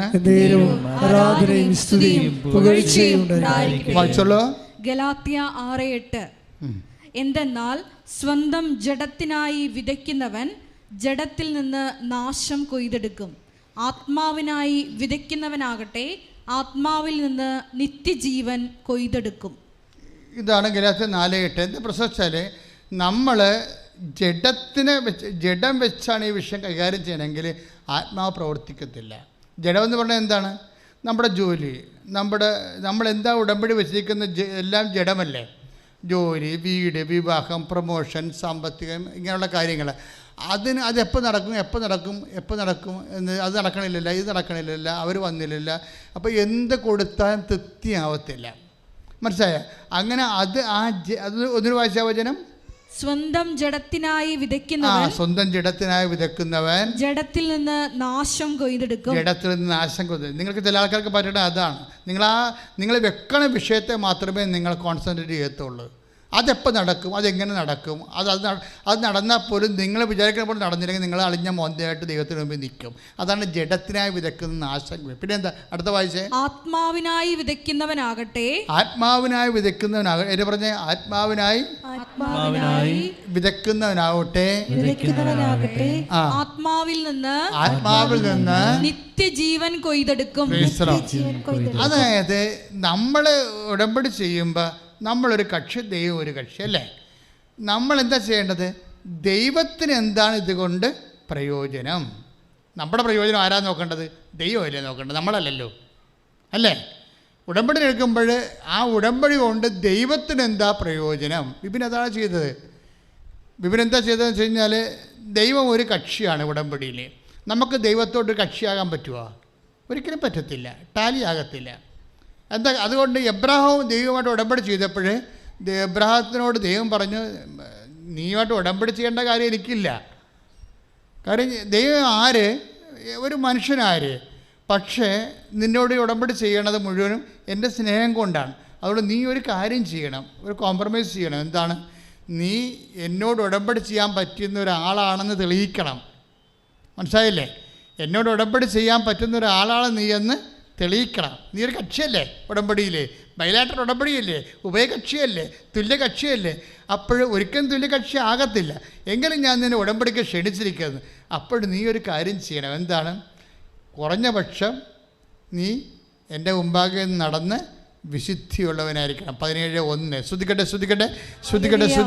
അബ്രാഹത്തിന് 99 വയസ്സായപ്പോൾ കർത്താവ് പ്രത്യക്ഷപ്പെട്ട് അവനോട് അരുളി ചെയ്തു, സർവശക്തനായ ദൈവമാണ് ഞാൻ, എൻ്റെ മുമ്പിൽ വ്യാപരിക്കുക, കുറ്റമറ്റവനായി വർത്തിക്കുക. Praise the Lord. 17:1 അല്ലേ? ഉൽപ്പത്തി പുസ്തകം 17:1 എബ്രാഹത്തിനോട് പറഞ്ഞതാണ്, എൻ്റെ മുമ്പിൽ നീ ഏറ്റു പറഞ്ഞ്, എൻ്റെ മുമ്പിൽ വ്യാപരിക്കുക, കുറ്റമറ്റവനായി വർത്തിക്കുക. അപ്പോൾ ഉടമ്പടി നൽകുന്ന ഉത്തരവാദിത്തങ്ങളുണ്ട്. കാര്യം ദൈവവും നമ്മളും തമ്മിൽ ടാലിയല്ല. ഒരു കക്ഷി എന്ന നിലയിൽ ദൈവവും നമ്മൾ തമ്മിൽ ഒരു കക്ഷിയല്ല. എങ്കിലും ദൈവം ഒരു കക്ഷിയായിട്ട് നമ്മൾ അംഗീകരിച്ചുകൊണ്ട് ഉടമ്പടിയിലേക്ക് ബൈബിളിൽ നമ്മളെ ക്ഷണിക്കുമ്പോൾ നമുക്ക് ചെയ്യാൻ പറ്റണത് എന്താണ്? Be perfect as your heavenly father is perfect. Isho പറഞ്ഞതാണ്. ആ ദൈവത്തിൻ്റെ ഒരു മനസ്സാണ്. എന്താണ്? നിന്റെ സ്വർഗസ്ഥനായ പിതാവ് 5:48. നിങ്ങളുടെ സ്വർഗസ്ഥനായ പിതാവ് എന്ന് പറഞ്ഞോളൂ. നിങ്ങളുടെ സ്വർഗസ്ഥനായ പിതാവ് പരിപൂർണനായിരിക്കുന്നത് പോലെ നിങ്ങളും പരിപൂർണരായിരിക്കുവിൻ. അതായത് കർത്താവിൻ്റെ വചനത്തിന് അന്വേഷണമായി അവൻ പറയുന്നത് പോലെ ചെയ്യുമ്പോൾ we are actually moving to the perfection. നമ്മൾ പൂർണ്ണതയിലേക്ക് നീളുകയാണ്. ഇതാണ് എൻ്റെ മാത്തമാറ്റിക്സ്. ഇപ്പോൾ 5:48 എന്താണ്? പരിശുദ്ധാത്മ. ഇതൊന്നും പഠിച്ച വചനങ്ങളല്ല കേട്ടോ. ഇപ്പോൾ ഓൺലൈനിൽ ഈശോ നൽകിക്കൊണ്ടിരിക്കുന്ന വചനങ്ങളാണ്. അതായത് ഇതിനെ ലിങ്ക് ചെയ്ത് പരിശുദ്ധാത്മാവിനെ ലിങ്ക് ചെയ്യണത് 17:1 എൻ്റെ മുമ്പാകെ വ്യാപരിക്കുക, കുറ്റമനായിരിക്കുക എന്ന് പറഞ്ഞ അതേ വചനത്തിൻ്റെ തന്നെ പുതിയ നിയമ വേർഷനാണ്. എന്താ? B perfect as your heavenly father is perfect. അതായത് എന്നെപ്പോലെ നിങ്ങൾ പരിപൂർണരായിരിക്കുക എന്ന് വെച്ചാൽ അർത്ഥം എന്താണ്? അവൻ പറയണ പോലെ ചെയ്യുമ്പോൾ നമ്മൾ ദൈവത്തിൻ്റെ പൂർണ്ണതയിലേക്ക് പ്രവേശിക്കുകയാണ്. ഇത് നിസ്സാര കാര്യമല്ല. ഇതിനകത്ത് മുഴുവനും ഉടമ്പടിയുടെ മുഴുവൻ ആത്മാവെന്ന് പറയണത് പ്രേക്ഷിത പ്രവർത്തനമാണ്. അവൻ പറയണ പോലെ ചെയ്യുന്നതാണ്. സകല വാഗ്ദാനങ്ങൾ യേശുവിൽ അതേ എന്നായതുകൊണ്ട് നമ്മൾ അവൻ്റെ ദൈവമഹത്വത്തിനായി ആമേൻ പറയുന്നു. അതുകൊണ്ട് തന്നെയാണ് പറയുന്നത്, ഇത് ചെല്ലുന്ന പ്രാർത്ഥനയല്ല. നിർഭാഗ്യവശാൽ 2000 കൊല്ലങ്ങളായിട്ട് നമുക്ക് ചെല്ലണ പ്രാർത്ഥനയെ പരിചയമുള്ളൂ. ഇത് ചെയ്യുന്ന പ്രാർത്ഥനയാണ്. എന്തിനു വേണ്ടിയാണ് ചെയ്യണത് എന്തിനാണ്? ദൈവത്തിൻ്റെ തുല്യ കക്ഷിയായിട്ട് മാറാൻ, ദൈവിക വാഗ്ദാന പ്രകാരം അവൻ പറഞ്ഞ പൂർണ്ണതയിലേക്ക് നീങ്ങാൻ, അവൻ പറയണ പോലെ ചെയ്തുകൊണ്ട് നമ്മൾ ദൈവത്തെ മഹത്വപ്പെടുത്തി മുന്നേറുകയാണ്. അപ്പോൾ ഇതൊരു മുന്നേറ്റമാണ്. നമ്മുടെ ജീവിതത്തിൻ്റെ ഒരു ആധ്യാത്മിക മുന്നേറ്റത്തിലാണ് നമ്മൾ. അപ്പോൾ അവൻ്റെ ദൈവത്തിൻ്റെ മുമ്പാകെ വ്യാപരിക്കണം. എന്താണ്? നമ്മുടെ കക്ഷി, ദൈവം ഒരു കക്ഷി. കുറഞ്ഞ പക്ഷം ദൈവത്തിൻ്റെ സന്നിധി നമ്മൾ വ്യാപരിക്കണം. ദൈവത്തിൻ്റെ സന്നിധി വിട്ട് പോകരുതെന്നർത്ഥം. ദൈവത്തിൻ്റെ സന്നിധി വിട്ട് പോയത് കായൻ പോയായിരുന്നു, ജൂദാസ് പോയായിരുന്നു, അങ്ങനെ കുറേ ആൾക്കാർ സന്നിധി വിട്ട് പോയായിരുന്നു, ഇല്ലേ? ദൈവത്തിൻ്റെ സന്നിധിയിൽ ഉണ്ടാകുക എന്നുള്ളത് ഒരു കൃപയും ഒരു വിളിയുമാണ്. ദാവീദ് എല്ലാ പാപങ്ങളും ചെയ്യുമ്പോൾ അനുതാപം കൊണ്ട് അവൻ പറയും, അങ്ങനെ തിരുസന്നിധിയിൽ നിന്ന് എന്നെ തള്ളിക്കളയരുത് എന്നല്ലേ? ഉടമ്പടി പാലിച്ചുകൊണ്ട് ദൈവം വിഭാവന ചെയ്യുന്ന പൂർണ്ണതയിലേക്ക് സഞ്ചരിക്കുന്നത് എന്തുകൊണ്ടാണ്? നമ്മളൊരു കോമ്പറ്റൻ്റ് ആയിട്ടുള്ള കക്ഷിയായിട്ട് മാറാൻ വേണ്ടിയാണ്. അതുകൊണ്ട് തന്നെയാണ് ദൈവം എബ്രാഹത്തിനോട് പറഞ്ഞത്, നിന്നോട് ഞാൻ ഉടമ്പടി ചെയ്തിരിക്കുന്നു, അതുകൊണ്ട് നീ അപ്ഡേറ്റ് ചെയ്യണം. നീ ഇങ്ങനെ എൻ്റെ മുമ്പാകെ തന്നെ ഉണ്ടാവണം. മനസ്സിലായില്ലേ? സന്നിധി വിട്ട് പോകരുത്. ഉടമ്പടിക്ക് നമ്മൾ ഉപവസിക്കുന്നു, പ്രാർത്ഥിക്കുന്നു, 1 മണിക്കൂർ വചനം വായിക്കുന്നു, സൽപ്രവർത്തികൾ ചെയ്യുന്നു, പ്രേക്ഷിത പ്രവർത്തനം ചെയ്യുന്നു. ഇതിൻ്റെ എല്ലാ ഉദ്ദേശം എന്താണ്? 17:1 ഉൽപ്പത്തി പുസ്തകം എന്താണ്? ദൈവത്തിൻ്റെ മുമ്പാകെ സൽപ്രവൃത്തികൾ ചെയ്തുകൊണ്ട് നമുക്ക് എബ്രായർ 10:24 വരാം. വായിച്ചോളൂ. എബ്രായർ 10:24. ശ്രുതികട്ടെ. എബ്രായർ 10:24. സ്നേഹത്തോടെ ജീവിക്കുന്നതിനും, പറഞ്ഞ സ്നേഹത്തോടെ ജീവിക്കുന്നതിനും നല്ല കാര്യങ്ങൾ ചെയ്യുന്നതിനും പരസ്പരം പ്രോത്സാഹിപ്പിക്കുന്നതിനും എങ്ങനെ കഴിയുമെന്ന് നമുക്ക് പര്യാലോചിക്കാം. ഇതാണ് നമ്മൾ ആലോചിക്കേണ്ടത്. എന്താണ് നമ്മൾ ആലോചിക്കേണ്ടത്? പരസ്പരം പ്രോത്സാഹിപ്പിക്കണം, സ്നേഹത്തെ കഴിയണം, എങ്ങനെ കർത്താവിന് വേണ്ടി പ്രേക്ഷിത പ്രവർത്തനങ്ങൾ ചെയ്യണം. ഇതിനെക്കുറിച്ചാണ് ആലോചിക്കേണ്ടത്. മനസ്സിലായ? നമ്മൾ എന്താണ് ആലോചിക്കേണ്ടത് ദൈവം പറയുന്നുണ്ടാവും. പക്ഷേ നിങ്ങൾ ആലോചിക്കേണ്ടത്, അയ്യോ അടുത്ത പ്രാവശ്യം മൊഡ്യൂൾസ് എല്ലാം കവർ ചെയ്യാൻ പറ്റുമോ, 4 മൊഡ്യൂൾസും കിട്ടുമോ, ഇനിയും വല്ല റീഡിങ് പോകുമോ? അപ്പോൾ നിങ്ങൾ എന്തിനെക്കുറിച്ചാണ് നിങ്ങൾ ആലോചിക്കേണ്ടത്? നിങ്ങളുടെ മൊഡ്യൂൾസിനെ കുറിച്ചാണ്. പക്ഷേ ഇതെല്ലാം ആലോചിക്കേണ്ടത് ഉടമ്പടിക്ക് ആലോചിക്കേണ്ടത് എന്താണ്?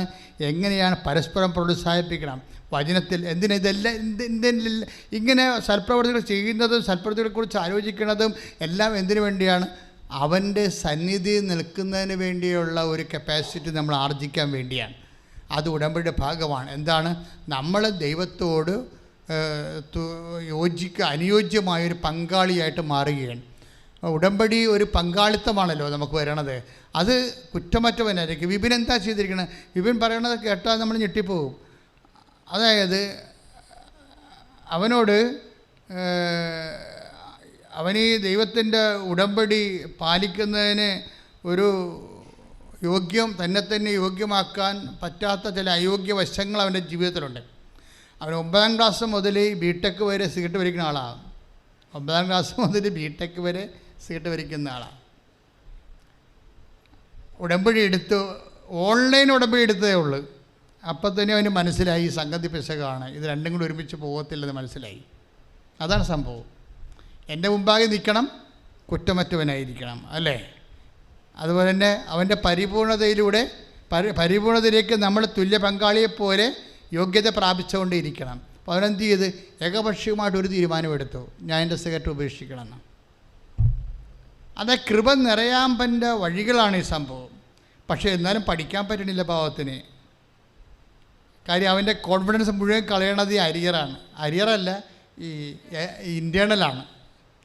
എങ്ങനെ പഠിച്ച് ജയിച്ചാൽ ഇൻറ്റേർണൽ പോയത് കഴിഞ്ഞ് അസസ്മെൻറ്റ് വരുമ്പോൾ കുളമായി പോകത്തില്ല. എന്നിട്ട് ഇവൻ പരീക്ഷയ്ക്ക് 20 പരീക്ഷകൾ എഴുതാൻ തുടങ്ങി. പരീക്ഷ ഹോളിൽ കയറിയപ്പോൾ ഒന്നും മനസ്സിലാകണില്ല, ഒന്നും ഓർക്കണമില്ല. അപ്പം മാതാവിനോട് പറഞ്ഞു, മാതാവേ ഞാൻ പഠിച്ചിട്ട് വരാം, അടുത്ത പ്രാവശ്യം ഞാൻ എഴുതാമെന്ന് പറയും. പരീക്ഷ ഹോളിലേക്ക് എഴുതുന്നത് പറയും. അപ്പോൾ അവർ തമ്മിൽ അതിനുള്ളിൽ ഭയങ്കര ഇൻറ്റിമസി ആയിപ്പോയി. കാര്യം ഇവനെല്ലാം ഇങ്ങനെ ഉപേക്ഷിക്കുന്നുണ്ടല്ലോ. ഇവനിങ്ങനെ കർത്താവിൻ്റെ അവൻ പറയണ പോലെ എല്ലാം കൃത്യം ഒരു ചെറുപ്പക്കാരനാണ്, മിടുക്കനാണ്. അതായത് ഇതെല്ലാം ചെയ്യുന്നുണ്ടല്ലോ. അപ്പോൾ അമ്മ അവന് സിൻസിയറായിട്ട് മനസ്സിലാക്കിയിട്ട് അമ്മ അവനോട് പറയും, നീ എഴുതാതെ പോകരുതെന്ന് പറയും. അപ്പോൾ ഇവൻ പറയും, ഇവൻ എഴുതാൻ തുടങ്ങിയിട്ട് കക്ഷിക്ക് അധികം ശരിക്കൊന്നും ഹോംവർക്ക് ചെയ്യാതെ എഴുതുകയാണ്. അതുകൊണ്ട് അവൻ പച്ചക്ക് അമ്മയോട് പറയും, അമ്മേ ഞാൻ നിർത്തുകയാണ്, ഞാൻ അടുത്ത പ്രാവശ്യം വന്ന് മര്യാദക്ക് പഠിച്ചിട്ട് വന്ന് എഴുതുക, ഇപ്പം എൻ്റെ തലയിൽ ഒന്നുമില്ല, ഇങ്ങനെ എഴുതിയിട്ട് കാര്യമില്ല, ദൈവത്തെ എന്തിനാണ് പരീക്ഷിക്കണമെന്ന് പറയുമ്പോൾ അമ്മ അവനോട് പറയും, നീ എഴുതാൻ പറയും. ഇതാണ് കൃപയുടെ ഹൃദയസ്പന്ദനം എന്ന് പറയണത്. ആ പരീക്ഷ കൊണ്ട് എൻ്റെ ഉള്ളിൽ നിന്ന് അവൻ പറഞ്ഞു കൊടുക്കും, നീ എഴുതാതെ പോകരുതെന്ന് പറയും. അമ്മ അവനെ ഇരുത്തിക്കൊണ്ട് ആ ദിവസങ്ങളിലെല്ലാം 20 പരീക്ഷ എഴുതിക്കും. 20 പരീക്ഷ എഴുതിക്കുമ്പോൾ ഇവനെക്കുറിച്ച് പറയുന്ന ഒരു കമൻ്റുണ്ട്. ഞാൻ എഴുതി അവസാനം ഞാൻ പറഞ്ഞു, അതായത് ഞാനിങ്ങനെ എഴുതുമ്പോൾ ഇത് എവിടെ നിന്നാണ് ആരാണ് പറഞ്ഞു തരണമെന്ന് എനിക്കൊരു ഓർമ്മയില്ല. എനിക്കിങ്ങനെ ഉത്തരം ഡിക്റ്റേറ്റ് ചെയ്തുകൊണ്ടിരിക്കുകയാണ് എൻ്റെ ഉള്ളിൽ നിന്ന്. മനസ്സിലായോ? കൃപ വന്ന് നിറയുകയും എൻ്റെ ഉള്ളിൽ നിന്ന് എനിക്ക് അമ്മയെല്ലാം പറഞ്ഞു തരികയും ചെയ്യുകയാണ്. എന്നിട്ട് ഇതെല്ലാം എഴുതി കഴിയുമ്പോൾ, ഈ 20 പരീക്ഷ എഴുതി കഴിയുമ്പോൾ, അരിയറെല്ലാം എഴുതി കഴിയുമ്പോൾ ഇവൻ കോൺഫിഡൻ്റ് ആകുമ്പോൾ അവൻ ജയിച്ച പോലെയാവും. പക്ഷെ റിസൾട്ട് വരുമ്പോൾ അതുപോലെ തന്നെ ഇടിപെട്ട് റിസൾട്ട്, എല്ലാ പേപ്പർ ക്ലിയർ ചെയ്യും. അതായത് അതൊക്കെ ഒരാളിൽ ലൈഫ് ചേഞ്ച് ചെയ്യുന്ന രീതി കണ്ടില്ലേ? ഇത് മെറിറ്റൊന്നും ഇല്ല അവന്, ശരിക്കും പറഞ്ഞാൽ യോഗ്യതയില്ല. ഇവിടെ എന്താ ഉള്ളത്? ഗ്രേസ് ഉണ്ട്. മനസ്സിലായി? ഞാൻ എപ്പോഴും പറഞ്ഞത് ഉടമ്പടി വർക്ക് ചെയ്യണത് Ephesians 2:8 not by merit but by grace. എന്ന് വെച്ചാൽ മെറിറ്റ് വേണ്ടേ എന്നല്ല പ്രശ്നം. മെറിറ്റ് എന്ന് പറയുന്നത് എന്താണ്? നിങ്ങളുടെ സിൻസിയർ ഹാർഡ് വർക്കാണ് നിങ്ങളുടെ മെറിറ്റ്. മനസ്സിലായ? നിങ്ങളുടെ സിൻസിയർ ഹാർഡ് വർക്ക്, സത്യസന്ധമായ കഠിനാധ്വാനം ഉണ്ടെങ്കിലും ചില സമയത്ത് മെറിറ്റ് ഡാമേജായി പോകാം.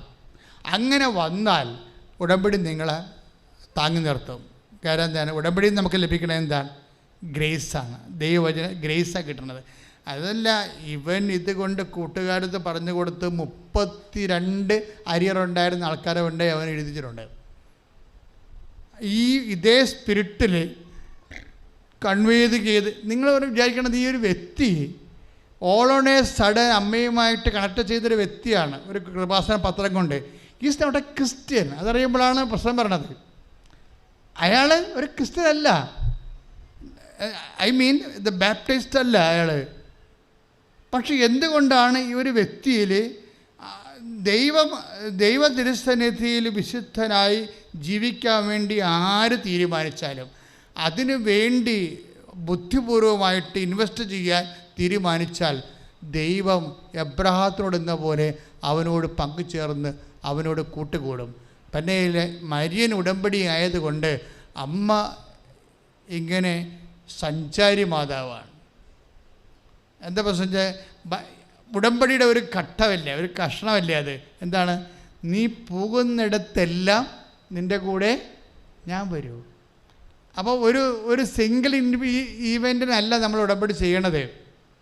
വചനം എന്താ പറഞ്ഞിരിക്കണത്? ഏറ്റു പറഞ്ഞ്, നീ പോകുന്നിടത്തെല്ലാം നിന്നോടൊപ്പം ഞാൻ വരും. അപ്പം നമ്മളൊരു സിംഗിൾ, അത് ജോഷുവ 1:9 അവസാനത്തെ വചനമാണ്. ജോഷുവ 1:9 എന്നിട്ട് പറഞ്ഞ്, നിങ്ങൾ പോകുന്നിടത്തെല്ലാം. അപ്പോൾ ഒരു സ്ഥലമല്ലല്ലോ, ഇല്ലേ? അതായത് ഉടമ്പടിയുടെ ഏറ്റവും വലിയൊരു ഗുണമെന്ന് പറയുന്നത്, നമ്മൾ ഏതെല്ലാം മേഖലകളിലേക്ക് ചേഞ്ച് ചെയ്യുന്നോ അവിടെയെല്ലാം ദൈവത്തിൻ്റെ സാന്നിധ്യം ഉടമ്പടി ഉറപ്പ് വരുത്തുന്നുണ്ട്.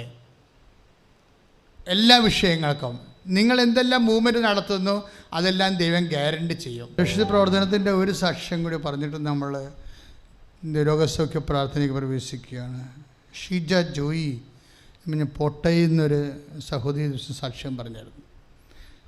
ഈ ഉടമ്പടി, എനിക്ക് പറയാനുള്ള ഉടമ്പടി കാലത്ത് ദൈവം നമ്മൾ ഇൻട്രാക്ട് ചെയ്യുന്ന കാലമല്ലേ. നിങ്ങൾ ഉഴപ്പിയത് കൊണ്ട് വിശുദ്ധിയില്ലാതെ ജീവിക്കണതുകൊണ്ടാണ് ചില സമയത്ത് ദൈവത്തെ നിങ്ങളോട് അടുക്കാൻ പറ്റാതെ വരുന്നത്. പക്ഷേ ഉടമ്പടിയോട് പോലെ സിമ്പിളായിട്ട് ദൈവത്തിന് ഇടപെടാൻ പറ്റിയ ഒരു പ്രാർത്ഥനാ രൂപമില്ല. അത്രയും സിമ്പിളാണിത്. അപ്പം അല്പമൊന്നും നമ്മളൊന്ന് ശ്രദ്ധിച്ചാൽ മതി. ഇപ്പം ഷീജ ഉടമ്പടി എടുത്തപ്പോൾ തന്നെ അമ്മ ഒരു സ്വപ്നം കാണിച്ചു. അത് ഈ ആഴ്ചത്തെ സാക്ഷ്യമാണ്. സ്വപ്നം കാണിച്ചതെന്ന് വെച്ചാൽ, ഞാനിവിടുന്ന് പഴം കൊടുത്തുകൊണ്ടിരിക്കുന്നു, നേർച്ചപ്പഴം കൊടുത്തുകൊണ്ടിരിക്കുകയാണ്. ആൾത്താറിൽ നിന്ന് ഒരു പഴം അവൾക്ക് കൊടുത്തു. അപ്പോൾ ആ പഴം കൊടുത്തപ്പോൾ ഉടനെ അത് ഷീജ ബാക്കിലേക്ക് പാസ് ചെയ്ത്, കിട്ടാത്തവർക്ക് പാസ് ചെയ്ത്. അപ്പോൾ അവൾ നോക്കുമ്പോൾ പുറകിലോട്ട് പാസ് ചെയ്ത് തിരിഞ്ഞ് നോക്കുമ്പോൾ കൈ 2 പഴം ഇരിക്കണം. അപ്പോൾ ഉടനെ അതും കിട്ടാത്തവർക്ക് ഇങ്ങനെ പാസ് ചെയ്ത്, അപ്പം തിരിഞ്ഞ് നോക്കുമ്പോൾ കൈ 2 പടലപ്പഴം ഇരിക്കണ്ടേ. എന്താ സംഭവിച്ചു കഴിഞ്ഞാൽ ഇവർക്ക് ആമവാദമാണ്. ഞാൻ സാക്ഷി ഇട്ടിട്ടുണ്ടേ, നോക്കണേ. ആമവാദമാകുമ്പോൾ കൈ പൊക്കാൻ പറ്റത്തില്ല. ഒരു കൈ ഇങ്ങനെ തളർന്ന് കിടക്കുകയാണ് വാദം പിടിച്ച്. എന്നിട്ട് ഇവർ ഹസ്ബൻഡിൻ്റെ കൂടെയാണ് ഇവിടെ വരണത്. പക്ഷെ ഒരു പ്രാവശ്യം ഹസ്ബൻഡ് ആ സമയത്ത് ലീവ് കിട്ടിയില്ല, അതുകൊണ്ട് ഒറ്റക്ക് വന്ന്. അതങ്ങനെ പോകാൻ പറ്റില്ല. ഒരു കൈ ഇങ്ങനെ തിളക്കുമ്പോൾ ഒരു കൈ കൊണ്ട് പിടിച്ച് ബസ്സെ പിടിച്ച് വരണ്ടേ. ഓരോ മനുഷ്യരുടെ ഇൻവെസ്റ്റ്മെൻറ്റ് കണ്ടില്ലേ, അതാണ് നമ്മൾ ശ്രദ്ധിക്കേണ്ടത്. ഇവരിവിടെ വന്ന് ഇതുപോലെ നിങ്ങളെ ധ്യാനമൊക്കെ കൂടി വെച്ചും പോകാൻ നേരത്ത് ഇവർ ബിഷോപ്പർ കൊണ്ടാണ് വരണത്. അപ്പോൾ 100 പത്രം വാങ്ങിക്കും. ഒരു കൈ കൊണ്ടാണ് പിടിക്കാൻ പറ്റത്തുള്ളൂ, അതുകൊണ്ട് ഒരു കൈയുടെ തണ്ടയിലിടുകയാണ്. ഈ 100 ബിഷോപ്പർ മേടിച്ച് ഒരു കൈയുടെ തണ്ടയിലിട്ടിട്ട് ബസ്സിലേക്ക് കയറണം. എന്നിട്ട് എത്രയും കഷ്ടപ്പെട്ടാണ് ഈ പ്രേക്ഷിത പ്രവർത്തനം ചെയ്യണത്. ചെയ്തിട്ട് കൊടുക്കണ ഓരോ സ്ഥലത്തും മാതാവിനെക്കുറിച്ച് പറയും. ഇവരെ ചുമ്മാ ഇങ്ങനെ നോട്ടീസ് പറഞ്ഞതല്ല. കാര്യം നിങ്ങൾക്കറിയാം, ഉടമ്പടി എന്ന് പറഞ്ഞാൽ ഒരു ചെയ്യുന്ന പ്രാർത്ഥനയാണ്, ചൊല്ലുന്ന പ്രാർത്ഥനയല്ല. ഞാൻ പ്രത്യക്ഷീകരണ പ്രാർത്ഥന 100 പ്രാവശ്യം ചൊല്ലി, പ്രത്യക്ഷീകരണ പ്രാർത്ഥന എഴുതിയെന്നൊക്കെ പറഞ്ഞിട്ട് വരിക. അതൊക്കെ വെറുതെ വിട്ടിത്തരാം. അതൊന്നും ഇതിൻ്റെ അത് ഇല്ലാത്ത, അച്ഛൻ പറയാത്ത കാര്യങ്ങളൊന്നും നിങ്ങൾ കൂട്ടിച്ചേർക്കരുതേ. ഇത് തന്നെ വളരെ ശ്രദ്ധാപൂർവം ദൈവം തരാത്ത ഒരു പ്രചോദനങ്ങളും, അത് ദൈവികമായ പഠനങ്ങൾ, സഭയുടെ പഠനങ്ങളെല്ലാം വെച്ച് നോക്കിയിട്ട് എഡിറ്റ് ചെയ്തിട്ടാണ് ഞാൻ അത് പാസ് ചെയ്യണത്. അപ്പം നിങ്ങൾ എപ്പോഴും ശ്രദ്ധിക്കേണ്ട കാര്യം, ഈ വീട്ടിലിരുന്ന് ഇരുട്ടത്തിരുന്ന് വരെ എന്തെങ്കിലുമൊക്കെ കാണിച്ചു കൂട്ടിയിട്ട് ദൈവത്തെ പ്രസാദിപ്പിക്കുക എന്നുള്ള മിഥ്യാധാരണ ഒന്നും ഉണ്ടാക്കരുത്. ഉടമ്പടി മര്യാദക്ക് പുറത്തിറങ്ങി ചെയ്യണ ജോലിയാണ്, ചെയ്യണ പ്രാർത്ഥന. അവൻ പറയണ പോലെ ചെയ്യണ സംഭവം. അപ്പം അതുകൊണ്ട് തന്നെ ഇവരെന്താ ചെയ്യേണ്ടത്? ഇവരുടെ അവസ്ഥ കണ്ട, ഒരു കൈ അവർക്കില്ല. ഒരു കൈ വെച്ചുകൊണ്ടാണ് ഈ ബസ് കയറി വരണ പിടിച്ചോണ്ട്. അതിൻ്റെ ഒക്കെ 100 ബിഷോപ്പർ മേടിച്ച് 3 പത്രം മേടിച്ചുകൊണ്ട് ഒരു ബിഷോപ്പർ ഇട്ടുകൊണ്ട് കൈത്തണ്ടയിട്ടുകൊണ്ട് വരെ കൈത്തണ്ടലിടാൻ പറ്റത്തുള്ളൂ. അവരാ പത്രം ഓരോ സ്ഥലത്ത് കൊണ്ടേ കൊടുക്കും. കൊടുത്തിട്ട് അവർ മാതാവിനെക്കുറിച്ച് സംസാരിക്കും. മനസ്സിലായല്ലേ? തിരിച്ചടുത്ത മാസം ഇവിടെ വരുമ്പോൾ ഞാൻ നിൽക്കുന്നുണ്ടാവും ഇവിടെ. അപ്പോൾ പറയാം, വെച്ചാൽ എൻ്റെ കൈ ഇങ്ങനെ തളർന്നിരിക്കുകയാണെന്ന് പറയും. ഒരു കൈ ആമവാദമാണെന്ന് പറഞ്ഞു. അപ്പോൾ എനിക്കിവർ നടത്തിയ കാര്യങ്ങളെക്കുറിച്ചൊന്നും അറിയത്തില്ല. കുറേ ആൾക്കാരിങ്ങനെ ലൈൻ നിൽക്കുമ്പോൾ ഞാൻ പ്രാർത്ഥിക്കുന്ന കാര്യത്തിൽ ശ്രദ്ധിക്കത്തുള്ളൂ. എപ്പോഴും അങ്ങനെയാണ്. എന്നെ സംബന്ധിച്ചിടത്തോളം ദൈവം മഹത്വപ്പെടണം. അമ്മയുടെ പ്രത്യക്ഷീകരണത്തിന് അടയാളം ഉണ്ടാകണം. അമ്മയുടെ പ്രത്യക്ഷീകരണത്തിന് അടയാളം കിട്ടുന്നതനുസരിച്ച് മാത്രമേ സഭ ഇത് വ്യാപകമായ രീതിയിൽ പഠിക്കുകയും ദുരന്തമുണ്ടാകാൻ പോണ പ്രാർത്ഥിക്കണമെന്ന് പറഞ്ഞാൽ ദൈവത്തിന് തിരുമനസ്. മലയാള സമൂഹം വിട്ട് ലോകം മുഴുവനും ദൈവമനസ്സറിയണമെങ്കിൽ ഈ പ്രത്യക്ഷീകരണ പ്രാർത്ഥന പറയുന്ന പോലെ ആ പ്രത്യക്ഷീകരണ സഭ ഔദ്യോഗികമായിട്ട് അംഗീകരിക്കണം. അതിന് ആഴമായ അടയാളങ്ങൾ കിട്ടണം. അപ്പോൾ അടയാളങ്ങൾ കിട്ടാൻ വേണ്ടിയാണ് ഞാനെപ്പോഴും വിശുദ്ധീകരിച്ചും വചനങ്ങളെ പഠിച്ചും പ്രാർത്ഥിച്ചും നിങ്ങളെ വിശുദ്ധീകരിച്ചും വിശ്വസ്തതയ്ക്ക് വേണ്ടി നിങ്ങളെ പ്രേരിപ്പിച്ചും ഉടമ്പടിയോട് നിങ്ങൾ ഐക്യപ്പെടുത്തി നിർത്തുന്ന സമയത്ത് ഞാൻ അതേ നോക്കത്തുള്ളൂ. അതുകൊണ്ടാണ് പല ആൾക്കാരും അതിനോട് ബന്ധപ്പെട്ട് സഹകരിക്കാൻ പറ്റാത്ത ആൾക്കാരില്ലേ. ഞങ്ങൾക്ക് ഉടമ്പടി എടുക്കാൻ സമയമൊന്നുമില്ല, തലക്കൊന്നും പിടിക്കുക എന്ന് ചോദിച്ചുകൊണ്ട് ചില ആൾക്കാർ വരും. ഉടമ്പടി എടുക്കാൻ സമയമില്ല, തലക്കൊന്നും പിടിക്കുക. അപ്പം ഞങ്ങൾ ഇവിടുത്തെ അവിടെ പറയും നിങ്ങൾ അർത്തക്കപ്പള്ളി പോയാൽ മതി എന്ന് പറയും. കാര്യം അങ്ങനെ ഇത് തീർത്ഥാടന പള്ളിയല്ലല്ലോ ഇത് ദൈവം മനുഷ്യനുമായിട്ട് ഉടമ്പടി ചെയ്തിട്ട് വിശുദ്ധ ഗ്രന്ഥപ്രകാരം സുവിശേഷ സാക്ഷിയായി വ്യക്തി ഉയർന്ന് ദൈവത്തിന് ഇപ്പോൾ ഒത്ത ഒരു കക്ഷിയായി മാറി ദൈവത്തിന് വേണ്ടി ജീവിക്കണ ഒരു ധ്യാനകേന്ദ്രമാണ്. അതിനുവേണ്ടിയുള്ള കാര്യങ്ങൾ മാത്രമേ ഞങ്ങൾ ചെയ്യത്തുള്ളൂ, വേറെ ഒന്നും ചെയ്യത്തില്ല. ഇപ്പോൾ ഒരു ക്യാൻസർ ആണെന്ന് പറഞ്ഞാൽ ഓക്കെ, നിങ്ങൾ ആദ്യം ഉടമ്പടി എടുത്ത് ദൈവമായിട്ട് നിരപ്പാകാൻ പറയും. മനസ്സിലായി? അതാണ് ആദ്യം ചെയ്യത്തുള്ളൂ. കരുണ കാണിക്കണമെന്ന് പറഞ്ഞാൽ ഉടമ്പടി എടുക്കുക എന്നുള്ള വിഷയത്തിലാണ് കാരുണ്യം ഉള്ളത്. അപ്പോഴവരതിന് റെഡിയാകും. കൂടെ ആരെങ്കിലും വന്നിട്ടുണ്ടെങ്കിൽ ഇപ്പോൾ രോഗിക്ക് കയറാൻ പറ്റത്തില്ലെങ്കിൽ കൂടെ വന്ന ആൾക്കാർ കയറാൻ പറയും. കൂടെ വന്ന ആൾക്കാരെ കയറി ഉടമ്പടി എടുക്കുക. അപ്പം കൂടെ വന്ന ആൾക്കാർ ചുമ്മാ ഒരു തരം എന്താണ് ഈ ചുമട്ട് തൊഴിലാളികളെ പോലെ പിന്നെ സ്വന്തം മകനായിരിക്കുവേ അമ്മേനെ ചോട്ടോ തൊഴിലാളിനെ പോലെ വരും, ഇവിടെ കൊണ്ടുവന്ന് ഡംപ് ചെയ്യും, എന്നിട്ട് അവൻ അവിടെ പുറത്ത് പോയി നിൽക്കും. അങ്ങനെ ഡംപ് ചെയ്യാൻ പറ്റത്തില്ല. അവനെ വിളിക്കും, ഞാൻ വിളിച്ച് പറയും നീ മര്യാദക്ക് അമ്മയ്ക്ക് വേണ്ടി ഉടമ്പടി ചെയ്യാൻ പറയും. ഉടമ്പടി ചെയ്യുമ്പോൾ എന്താ പ്രശ്നം വെച്ച് കഴിഞ്ഞാൽ നമുക്കറിയാമല്ലോ, പിന്നെ പഴയതുപോലെ ജീവിക്കാൻ പറ്റത്തില്ലല്ലോ. അപ്പോഴേ ഈ സത്യസന്ധമായിട്ട് അമ്മ സൗഖ്യപ്പെടണമെന്ന് ഈ മകൻ ആഗ്രഹിക്കുന്നുണ്ടെങ്കിൽ അവൻ തീർച്ചയായിട്ടും അത് ചെയ്യും. അമ്മ ചത്താലും ജീവിച്ചാൽ അവന് പ്രശ്നമൊന്നുമില്ല, ചത്ത് കിട്ടി അത്രയും നല്ലതെന്ന് പറഞ്ഞിരിക്കുന്ന ആൾക്കാരാണ് ചുമട്ട് തൊഴിലാളികളായിട്ട് മാതാപിതാക്കന്മാരെ കൊണ്ടുവരുന്നത്. അവരൊക്കെ ഇവിടെ കൊണ്ടുവന്ന് ഡംപ് ചെയ്ത് വെച്ചും ലോഡ് ഇറക്കി വെച്ചും അവർ പോയി അവിടെ നിന്ന് ബിടിയും വെച്ച് സിഗരറ്റും വെച്ച് നിൽക്കും. അപ്പോൾ ആ കേസൊന്നും ഇവിടെ എടുക്കത്തില്ല. നിങ്ങൾ വളരെ ശ്രദ്ധിക്കണം. കാര്യം ഞങ്ങളുടെ സമയം ഞങ്ങൾക്ക് ഉടമ്പടിയാണ് അമ്മ തന്നിരിക്കുന്നത്. അതിന് ലക്ഷ്യമുള്ളത് അമ്മയുടെ പ്രത്യക്ഷീകരണമാണ്. അമ്മയുടെ പ്രത്യക്ഷീകരണത്തിന് ആര് സാക്ഷിയാകാൻ തയ്യാറാകുന്ന രീതിയിൽ സമർപ്പിതരാകാൻ പോകുന്നു അവരാണ് ഈ ഉടമ്പടി എടുത്തുകൊണ്ടിരിക്കുന്നത്. ആ ഉടമ്പടി എടുക്കുന്നവർ ഞങ്ങൾ മെയിൻറ്റെയിൻ ചെയ്തുകൊണ്ടിരിക്കും, അവരെ കറക്റ്റ് ചെയ്തുകൊണ്ടിരിക്കും. അവരുടെ സാക്ഷ്യങ്ങൾ കിടിലൻ സാക്ഷ്യങ്ങളൊക്കെ മാറാൻ വേണ്ടി അവരെ വിശുദ്ധീകരിച്ച് ശക്തീകരിച്ച് അവർക്ക് കൗൺസിലിംഗ് ചെയ്തും അവരെ അതനുസരിച്ച് ഗൈഡ് ചെയ്തുകൊണ്ടിരിക്കും. അതാണ് ഇവിടെ നടക്കുന്ന കൗൺസിലിങ്ങും എല്ലാ കാര്യങ്ങളും അങ്ങനെ തന്നെയാണ്. ലക്ഷ്യം മാതാവിൻ്റെ പ്രത്യക്ഷീകരണം സഭ ഏറ്റെടുക്കുക, ലോകത്തിനത് പ്രധാനപ്പെട്ട കാര്യമായി മാറുക. മറിച്ച് നിങ്ങൾ സുവിശേഷത്തിന് സാക്ഷികളാകുക, ദൈവത്തിന് വേണ്ടി ജീവിക്കുക, വിശുദ്ധീകരിക്കുക, നിങ്ങളെ ശക്തീകരിക്കുക, സാക്ഷികളാകുക. അത്തരം കാര്യങ്ങൾ നടക്കണം ഉടമ്പടിയിലൂടെ. അപ്പോഴേ എന്താ പ്രശ്നം വെച്ച് കഴിഞ്ഞാൽ അതിനെല്ലാം നിങ്ങളൊന്ന് പ്രാർത്ഥിച്ചേ, കർത്താവ് ദൈവമേ, ഉടമ്പടിയുടെ ആത്മാവ് പറഞ്ഞുകൊണ്ട് അമ്മയുടെ പ്രത്യക്ഷീകരണത്തിന്റെ സാക്ഷിയായി ജീവിക്കാൻ, അമ്മയുടെ പ്രത്യക്ഷീകരണത്തിന്റെ സാക്ഷിയായി ജീവിക്കുവാൻ എന്നെ ശക്തീകരിക്കണമേ. അപ്പൊ ഈ പ്രേക്ഷിത പ്രവർത്തനയുടെ ശക്തീകരിച്ചിട്ടാണ് ഷീജ വരണത്. അപ്പൊ ഈ കൈ അനങ്ങണില്ലല്ലോ.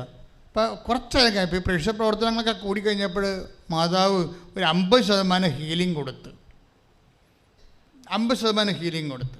അത് ഓട്ടോമാറ്റിക്കായിട്ട് സംഭവിച്ചതല്ല, അമ്മ കൊടുത്തതാണെന്നറിയാൻ വേണ്ടി 50% കൈ പൊങ്ങാൻ തുടങ്ങി.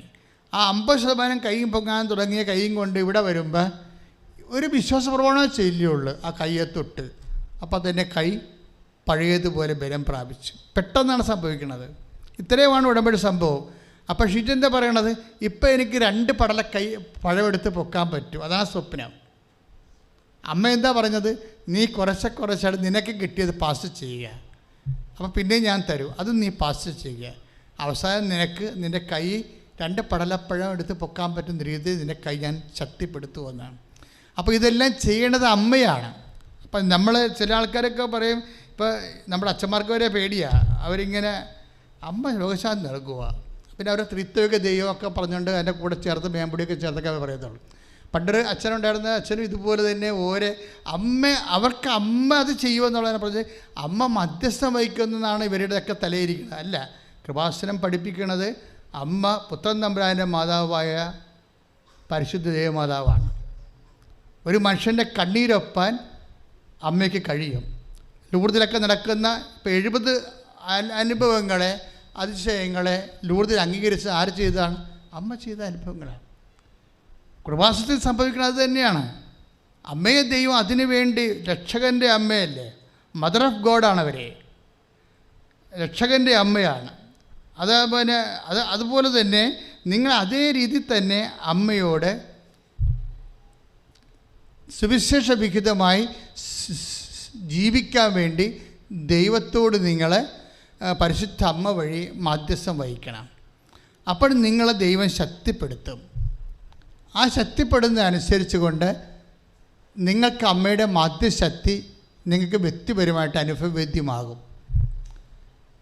അതുകൊണ്ട് എപ്പോഴും നമ്മൾ ചെയ്യേണ്ട കാര്യം ചൊല്ലുക എന്നതിനേക്കാൾ ഉപരി ചെയ്യാൻ നോക്കണം. അമ്മ സുഖപ്പെടുത്തി എന്ന് പറഞ്ഞാൽ എന്താ, നിങ്ങൾക്ക് എന്താ, നിങ്ങളുടെ കൈയും കാലും തന്നു പോവുക. അത് ഏറ്റു പറയാനുള്ള ധൈര്യം ഉണ്ടാകണം നമുക്ക്. അമ്മയാണ് എന്നെ സുഖപ്പെടുത്തിയത്. അമ്മ ആരാണ്? രക്ഷകൻ്റെ അമ്മയാണ്, പിതാവ് ദൈവത്തിൻ്റെ മകളാണ്, പുത്രൻ തമ്പുരാൻ്റെ മാതാവാണ്, പരിശുദ്ധാത്മാൻ പ്രിയ വധുവാണ്, രക്ഷകര സംഭവത്തിൽ ത്രിത്വക ദൈവത്തിൻ്റെ മനുഷ്യ പങ്കാളിയാണ്. ഇവരാരാണെന്ന് വിചാരിക്കണത്? അതുകൊണ്ട് അവരുടെ മധ്യസ്ഥതയിലാണ് ഈ ഉടമ്പടി ചെയ്യണത്. അതുകൊണ്ടാണ് അവൻ പറയണ പോലെ ചെയ്യാൻ അമ്മ പറഞ്ഞത് കൊണ്ടാണ് നമ്മൾ അവൻ പറയണ പോലെ ചെയ്യണത്. അപ്പം മരിയൻ സുവിശേഷമാണ് നമ്മൾ നടപ്പിൽ വരുത്തുന്നത്, സാക്ഷിയാകണത്. അതുകൊണ്ട് തന്നെ ലോകത്തിലെ ഈശോനെ സ്വീകരിച്ചത് അമ്മയാണ്, വയറ്റിലിട്ട് വളർത്തിയത് അമ്മയാണ്, പെറ്റ് ലോകത്തെ വളർത്തിക്കൊടുത്തതും അമ്മയാണ്, സഭയുടെ കൂടെ ഉണ്ടായിരുന്നത് അമ്മയാണ്, സഭ സ്ഥാപിച്ചപ്പോഴും സഭ വളർത്തിയപ്പോഴും അപ്പോസ്തലന്മാരെ പറഞ്ഞു വിട്ടതും ലോകത്തെ സുവിശേഷവൽക്കരിച്ചതും അമ്മയാണ്, മുഴുവനും അമ്മയാണ്. അപ്പം അതുകൊണ്ട് തന്നെയാണ് മദർ ഓഫ് ചർച്ച് എന്ന് അവരെ വിളിക്കുന്നത്, സഭയുടെ മാതാവ്. അത്രയും ആ ലുത്തീനിയ മുഴുവനും എന്തുമാത്രം ഭാഷകൾക്ക് മനസ്സിലാവും, മദർ ആരാണെന്നൊക്കെ മനസ്സിലാവും. അത് നിങ്ങൾക്കറിയാമല്ലോ, നിങ്ങളെ ഭംഗി കൊണ്ട് ലുത്തീനിയ വിട്ടുകളയരുത്. ജപമാലയെ ചില ആൾക്കാർ ലുത്തീനിയ ചെല്ലത്തില്ല. ലുത്തീനിയ ജപമാല രഹസ്യങ്ങൾ പോലെ തന്നെ ബലമുള്ളതാണ്. കാര്യം അത് അമ്മയിലൂടെ ദൈവം നിർവഹിച്ച, നൂറ്റാണ്ടുകളിലൂടെ നിർവഹിച്ചുകൊണ്ടിരിക്കുന്ന മുഴുവൻ സത്യങ്ങളെ വെളിവാക്കുന്നതാണ്.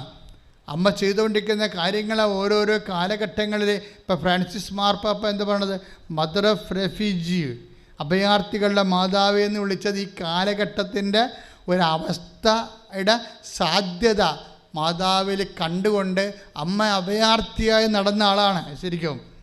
അതുകൊണ്ടാണ് എല്ലാ തരത്തിലുള്ള അഭയാർത്ഥികളെ സന്ധിക്കാൻ വേണ്ടി, മനുഷ്യൻ്റെ കഴിവിനൊക്കെ അപ്പുറത്ത് അഭയാർത്ഥികളെ സന്ധിക്കാൻ സാധിക്കുന്നതും പരിശുദ്ധ അമ്മയ്ക്കാണ്.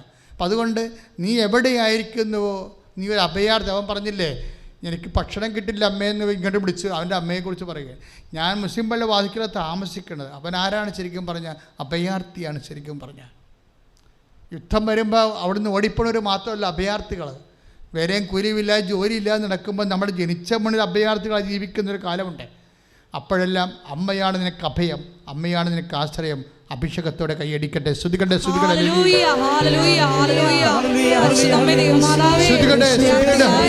അമ്മയുടെ മക്കൾക്ക് വേണ്ടി ഈ മധ്യസ്ഥ പ്രാർത്ഥിക്കണമേ.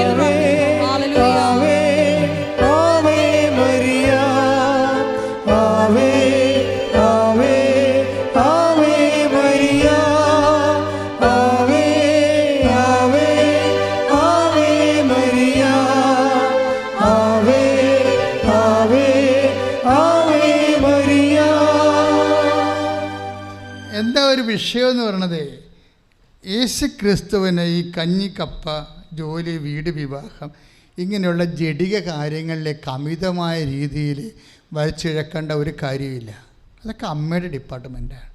യേശു ക്രിസ്തു ക്രൂശിക്കപ്പെട്ടത് നമ്മുടെ IELTS പാസ്സാകാൻ വേണ്ടിയാണോ? നമ്മുടെ വസ്തു വിൽക്കാൻ വേണ്ടിയാണോ?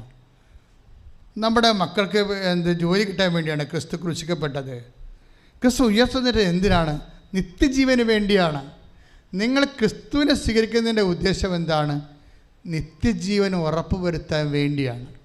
ആ ഒരു കാര്യത്തെക്കുറിച്ച് കാലഘട്ടത്തിൽ സംസാരിക്കാതെ നമ്മൾ മറ്റു പല കാര്യങ്ങളും സംസാരിച്ച് വരുമ്പോൾ നമുക്കറിയാവില്ല, ക്രിസ്തുവാണ് എല്ലാ വാഗ്ദാനങ്ങളുടെയും, ക്രിസ്തുവിലാണ് അതെ എന്ന് പറയണത്, എല്ലാം നിറഞ്ഞിരിക്കുന്നത്. അതിന് ആമേൻ പറയുന്നതാണ് അവൻ പറയണത് പോലെ ചെയ്യാൻ അമ്മ പറയണതാണ്. അത് അമ്മ പറയുന്നൊരു ആമേനാണത് ശരിക്കും. അതാ 1 Corinthians 1:20 നമ്മൾ വായിച്ചത്. അപ്പം സഭയിൽ അങ്ങനെ അവൻ പറയണ പോലെ ചെയ്തു വരുമ്പോൾ തീർച്ചയായിട്ടും അടയാളം ഉണ്ടാകും. അതാണ് യോഹന്നാൻ പറയണത്. അങ്ങനെക്കാനായാലും വിവാഹാഘോഷ വേദിയിൽ യേശു ദൈവമഹത്വത്തിൻ്റെ ആദ്യ അടയാളം കണ്ടുവന്നു. ദൈവമഹത്വത്തിൻ്റെ അടയാളം സഭയിൽ കാണണം. ഇത് സഭയാണെങ്കിൽ, ക്രിസ്തുവിൻ്റെ സഭയാണെങ്കിൽ അവിടെ അനുദിനം ദൈവമഹത്വത്തിൻ്റെ അടയാളങ്ങൾ കണ്ടുകൊണ്ടിരിക്കണം. മഹത്വത്തിൻ്റെ അടയാളങ്ങൾ നഷ്ടപ്പെടും. ചിലപ്പോൾ ഈ രോഗശാന്തി തട്ടിപ്പെന്നൊക്കെ പറഞ്ഞ് മറ്റുള്ളവർ നമ്മളെ പലതരത്തിൽ ആക്ഷേപിക്കുന്നില്ല. അതെല്ലാം പൈശാചിക ആക്രമണത്തിൻ്റെ ഒരു ഭാഗമാണ്. എന്താ കാരണം വെച്ച് കഴിഞ്ഞാൽ സഭയിലെ അടയാളം ലഭിക്കുന്നത് ക്രിസ്തുവിൻ്റെ മഹത്വത്തിൻ്റെ അടയാളമാണ്. കർത്താവ് അവരോട് സഹകരിക്കുകയും അടയാളങ്ങൾ കൊണ്ട് വചനം സ്ഥിരീകരിക്കുകയും ചെയ്തു. അതല്ലേ വചനം. മർക്കോസിൻ്റെ സുവിശേഷം ആദിമ സഭയുടെ മുഖമുദ്ര എന്താണ്? കർത്താവ് അവരോട് സഹകരിക്കണം. നമ്മളൊരു അടയാളം കാണുമ്പോൾ അതിൻ്റെ അർത്ഥം എന്താണ്? മർക്കോസ് എന്താ പറയണത്? 16:20 കർത്താവ് അവരോട് സഹകരിച്ചു, അല്ലെങ്കിൽ കർത്താവ് അവരോട് കൂടെ പ്രവർത്തിച്ചു. അപ്പോൾ കർത്താവിൻ്റെ ഇപ്പോഴത്തെ അവസ്ഥ എന്താണ്? നമ്മളുടെ കൂടെ പ്രവർത്തിക്കും. ആരുടെ മധ്യസ്ഥത്തിൽ? അമ്മയുടെ മധ്യസ്ഥത്തിൽ. കർത്താവ് എന്താ ചെയ്യണത്? കർത്താവ് നമ്മോട് കൂടെ പ്രവർത്തിക്കുകയും പിന്നെന്ത് ചെയ്യും? അടയാളങ്ങൾ കൊണ്ട് എന്തു ചെയ്യും? വചനം സ്ഥിരീകരിക്കുകയും ചെയ്യും. നീ എടുത്ത ഉടമ്പടിയുടെ സ്ഥിരീകരണം വരണത് അടയാളത്തിലൂടെയാണ്. അപ്പോൾ മഹത്വത്തിൻ്റെ അടയാളങ്ങൾ അസ്തമിക്കുകയോ മങ്ങുകയോ ചെയ്യുമ്പോൾ പിന്നെ സഭയിൽ വേറെ ഒന്നുമില്ല, അധികാരം മാത്രമേ ഉള്ളൂ. ആത്മീയത നഷ്ടപ്പെട്ടു പോകും. അധികാരം എന്ന് പറഞ്ഞാൽ അടയാളമില്ലാത്ത സഭ അധികാരം മാത്രമായി മാറിയാൽ അധികാരം ആ പ്ലസ് ധിക്കാരമാകും. അതാണ് പ്രശ്നം വരണത്. ആ ഒരു അവസ്ഥയിലേക്ക് സഭ ജീർണിച്ച് പോകാതിരിക്കാൻ വേണ്ടി ഒരു പ്രതിരോധം കൂടി തീർക്കാനുള്ള ബാധ്യത സുവിശേഷ സാക്ഷികൾക്കുണ്ട്. മക്കളെ എഴുന്നേൽക്കുക. വളരെ നിർണായകമായ സ്വർഗീയ നിമിഷങ്ങളാണ്. കൃപാസനം ഉടമ്പടി ആരാധന പ്രത്യേകത അത് എപ്പോഴാണ് അത് അപ്പ് നടക്കുന്നത്, പിന്നെ അത് അപ്പ് ചെയ്യണത് ആ നിമിഷം വരെ എക്കാലങ്ങൾ ഏതെല്ലാം കാലം അത് യൂട്യൂബിൽ കിടക്കുന്നു അക്കാലങ്ങളെല്ലാം ആരാധനയിൽ പങ്കെടുക്കുന്നവർക്ക് അഭിഷേകം കിട്ടിക്കൊണ്ടിരിക്കുക. അതുകൊണ്ടാണ് പഴയ ആരാധനയൊക്കെ കൂടി സൗഖ്യം പ്രാപിച്ചെന്നൊക്കെ ആൾക്കാർ വന്ന് സാക്ഷ്യം പറഞ്ഞ ഇതാണ്. അപ്പോൾ നിങ്ങൾ എപ്പോഴും നമ്മൾ ശ്രദ്ധിക്കണം. ഉടമ്പടി ആരാധന ഉടമ്പടി എടുത്തവർ എപ്പോഴെടുത്തവരായാലും ശരി അവർ മുടങ്ങാതെ എല്ലാ ചൊവ്വാഴ്ചയും ഉടമ്പടി ആരാധന കൂടണം. ചൊവ്വാഴ്ച കൂടാൻ പറ്റില്ലെങ്കിൽ ബുധനാഴ്ചയോ വെള്ളിയാഴ്ചയോ അടുത്ത ചൊവ്വാഴ്ചക്കുള്ളിൽ ആ ഉടമ്പടി ആരാധന കൂടി ഉടമ്പടിയുടെ ഒരു ദൈവദൃഷ്ടനത്തെയും നമ്മൾ ഏറ്റെടുത്ത ഒരു ഉത്തരവാദിത്തമാണ്. കർത്താവിൻ്റെ വചനം ഉടമ്പടി ധ്യാനം കൂടി ആരാധനയിൽ പങ്കെടുത്തുകൊണ്ട് അഭിഷേകം പ്രാപിക്കാവുന്നുള്ളതും വചനം അറിയാൻ വേണ്ടി വചനം ലോകത്തിന് കൊടുക്കാൻ വേണ്ടി വചനം അറിയുന്നതും അപ്ഡേഷൻ നടക്കുന്നതെല്ലാം അതിൻ്റെ അഭിഷേകം നടക്കുന്നതെല്ലാം ഉടമ്പടി ആരാധനയിലാണ്. ഒരിക്കലും ഉടമ്പടി ആരാധന നിങ്ങൾ വിട്ടുപോവുകയോ കൂടാതിരിക്കുകയോ ചെയ്യരുത്. ഇവിടെ വന്ന് കൂടാനുള്ള സാഹചര്യമില്ല, പക്ഷെ നമുക്ക് ഓൺലൈനിൽ കൂടാൻ പറ്റും. രോഗമുള്ള രോഗികൾക്ക് വേണ്ടി പ്രാർത്ഥിക്കുന്ന സമയമാണ്. രോഗമുള്ളിടത്തെല്ലാം നിങ്ങൾ കൈകൾ വെച്ച് പ്രാർത്ഥിക്കുക. കൃപാസനത്തിലെ ഏറ്റവും വലിയ അഭിഷേകം നടക്കുന്ന ഒരു സമയമാണ്. എവിടെയാണ് തൈറോയിഡ് ഉള്ളവർ, ട്രാൻസ്ലേറ്റ് ഉള്ളവർ അവരെല്ലാം തൊണ്ടയിൽ കൈവച്ച് പ്രാർത്ഥിക്കുക. നെഞ്ചുവേദനക്കാരും ശ്വാസകോശ രോഗമുള്ളവരും പാങ്ക്രിയാസിന് രോഗമുള്ളവരൊക്കെ പാങ്ക്രിയാസിൽ കൈവച്ച് പ്രാർത്ഥിക്കുക. നെഞ്ചിൽ കൈവച്ച് ഉദരരോഗികളെ ഉദരത്തിൽ കൈവച്ച് പ്രാർത്ഥിക്കുക. അടിവയറിന് പെരുപ്പും മൂത്രം ഒഴിക്കുമ്പോൾ ചെരിച്ചിലും പുകച്ചിലും മൂത്രാശയത്തിൽ കല്ലും ഒക്കെ ഉള്ളവർ അടിവയറ്റിൽ കൈവച്ച് പ്രാർത്ഥിക്കുക. നടുവേദനക്കാരും കിഡ്നി രോഗികളും പുറകിൽ കൈവച്ചുകൊണ്ട് പ്രാർത്ഥിക്കുക. സർവാംഗം രോഗമുള്ളവർ സ്വന്തം ശിരസ് കൈവച്ചുകൊണ്ട് പ്രാർത്ഥിക്കുക. നല്ല സമയമാണ്, അഭിഷേകത്തിൻ്റെ സമയമാണ്. കർത്താവേ, അങ്ങയുടെ ദാസൻ അങ്ങയുടെ നാമത്തിൽ പ്രാർത്ഥിക്കാൻ തുടങ്ങുന്നു. ഓ ആരാധ്യനെ അമ്മ മാതാവ് ജീവനോടെ പ്രത്യക്ഷപ്പെട്ടുകൊണ്ട് മധ്യസ്ഥം വഹിച്ച സ്ഥലമാണിത്. ഈശോ ജീവനോടെ അൾത്താറിൽ എഴുന്നള്ളിയിരിക്കുന്ന വിശുദ്ധമായ നിമിഷങ്ങളിലെ അടയാളങ്ങൾ കാണിക്കണമെന്ന് പ്രാർത്ഥിക്കുന്നു. ആദിമസഭയെപ്പോലെ ഞങ്ങൾ പ്രാർത്ഥിക്കുന്നു. കർത്താവേ, അങ്ങയുടെ ഏകജാതനായ യേശുക്രിസ്തുവിന്റെ നാമത്തിൽ സഭയിൽ അടയാളങ്ങൾ കാണിക്കണമേ. കർത്താവേ, അങ്ങേ ദാസനായ യേശുക്രിസ്തുവിന്റെ നാമത്തിൽ സഭയിൽ അടയാളങ്ങൾ കാണിക്കണമേ. സ്തുതിക്കട്ടെ. കർത്താവേ, അങ്ങേ ദാസനായ യേശുക്രിസ്തുവിന്റെ നാമത്തിൽ സഭയിൽ അടയാളങ്ങൾ സംഭവിക്കട്ടെ. കർത്താവേ, അങ്ങേ ദാസനായ യേശുക്രിസ്തുവിന്റെ നാമത്തിൽ സഭയിൽ അടയാളങ്ങൾ സംഭവിക്കട്ടെ. കർത്താവേ, അങ്ങേ ദാസനായ യേശുക്രിസ്തുവിന്റെ നാമത്തിൽ സഭയിൽ അടയാളങ്ങൾ സംഭവിക്കട്ടെ. യേശുവേ, നിന്റെ ഉന്നതമായ നാമത്തിൽ സഭയുടെ അധികാരത്തിൽ കുരിശിൻ്റെ അടയാളത്തിൽ ദൈവത്തിൻ്റെ ശക്തിയാൽ മാർഗരോഗങ്ങൾ, തീരാവേദികൾ, ജീവിത ദുരിതങ്ങൾ യേശുവിന്റെ നാമത്തിൽ സൗഖ്യമാകട്ടെ. കർത്താവേ, ശ്വാസകോശത്തിന് പലതരത്തിലുള്ള രോഗങ്ങളാൽ കുറേയധികം പ്രാരാബ്ദങ്ങളും ശ്വാസമുട്ടലും ഉള്ളവരുണ്ട്. കർത്താവേ, എപ്പോഴും വിട്ടുമാറാ തലവേനും മൈഗ്രെയിനുള്ളവരുണ്ട്. ചെവിക്ക് മുളക്കം മൂടിയിരിക്കുന്നവരുണ്ട്. കർത്താവേ, എപ്പോഴും ചുഴിഞ്ഞ കുത്ത് വേദനിക്കുന്നവർ, കണ്ണിന് കരിപ്പുള്ളവർ, കർത്താവെ കണ്ണിന് കുരുക്കുള്ളവർ, തിമിരമുള്ളവർ, കൈക്ക് കർത്താവെ കണ്ണിന് കാഴ്ച മങ്ങി വരുന്നവരെ സംബന്ധിച്ച് പ്രാർത്ഥിക്കുന്നു. ഉള്ളം കാല് മുതൽ ഉള്ള ശ്രുതികട്ടെ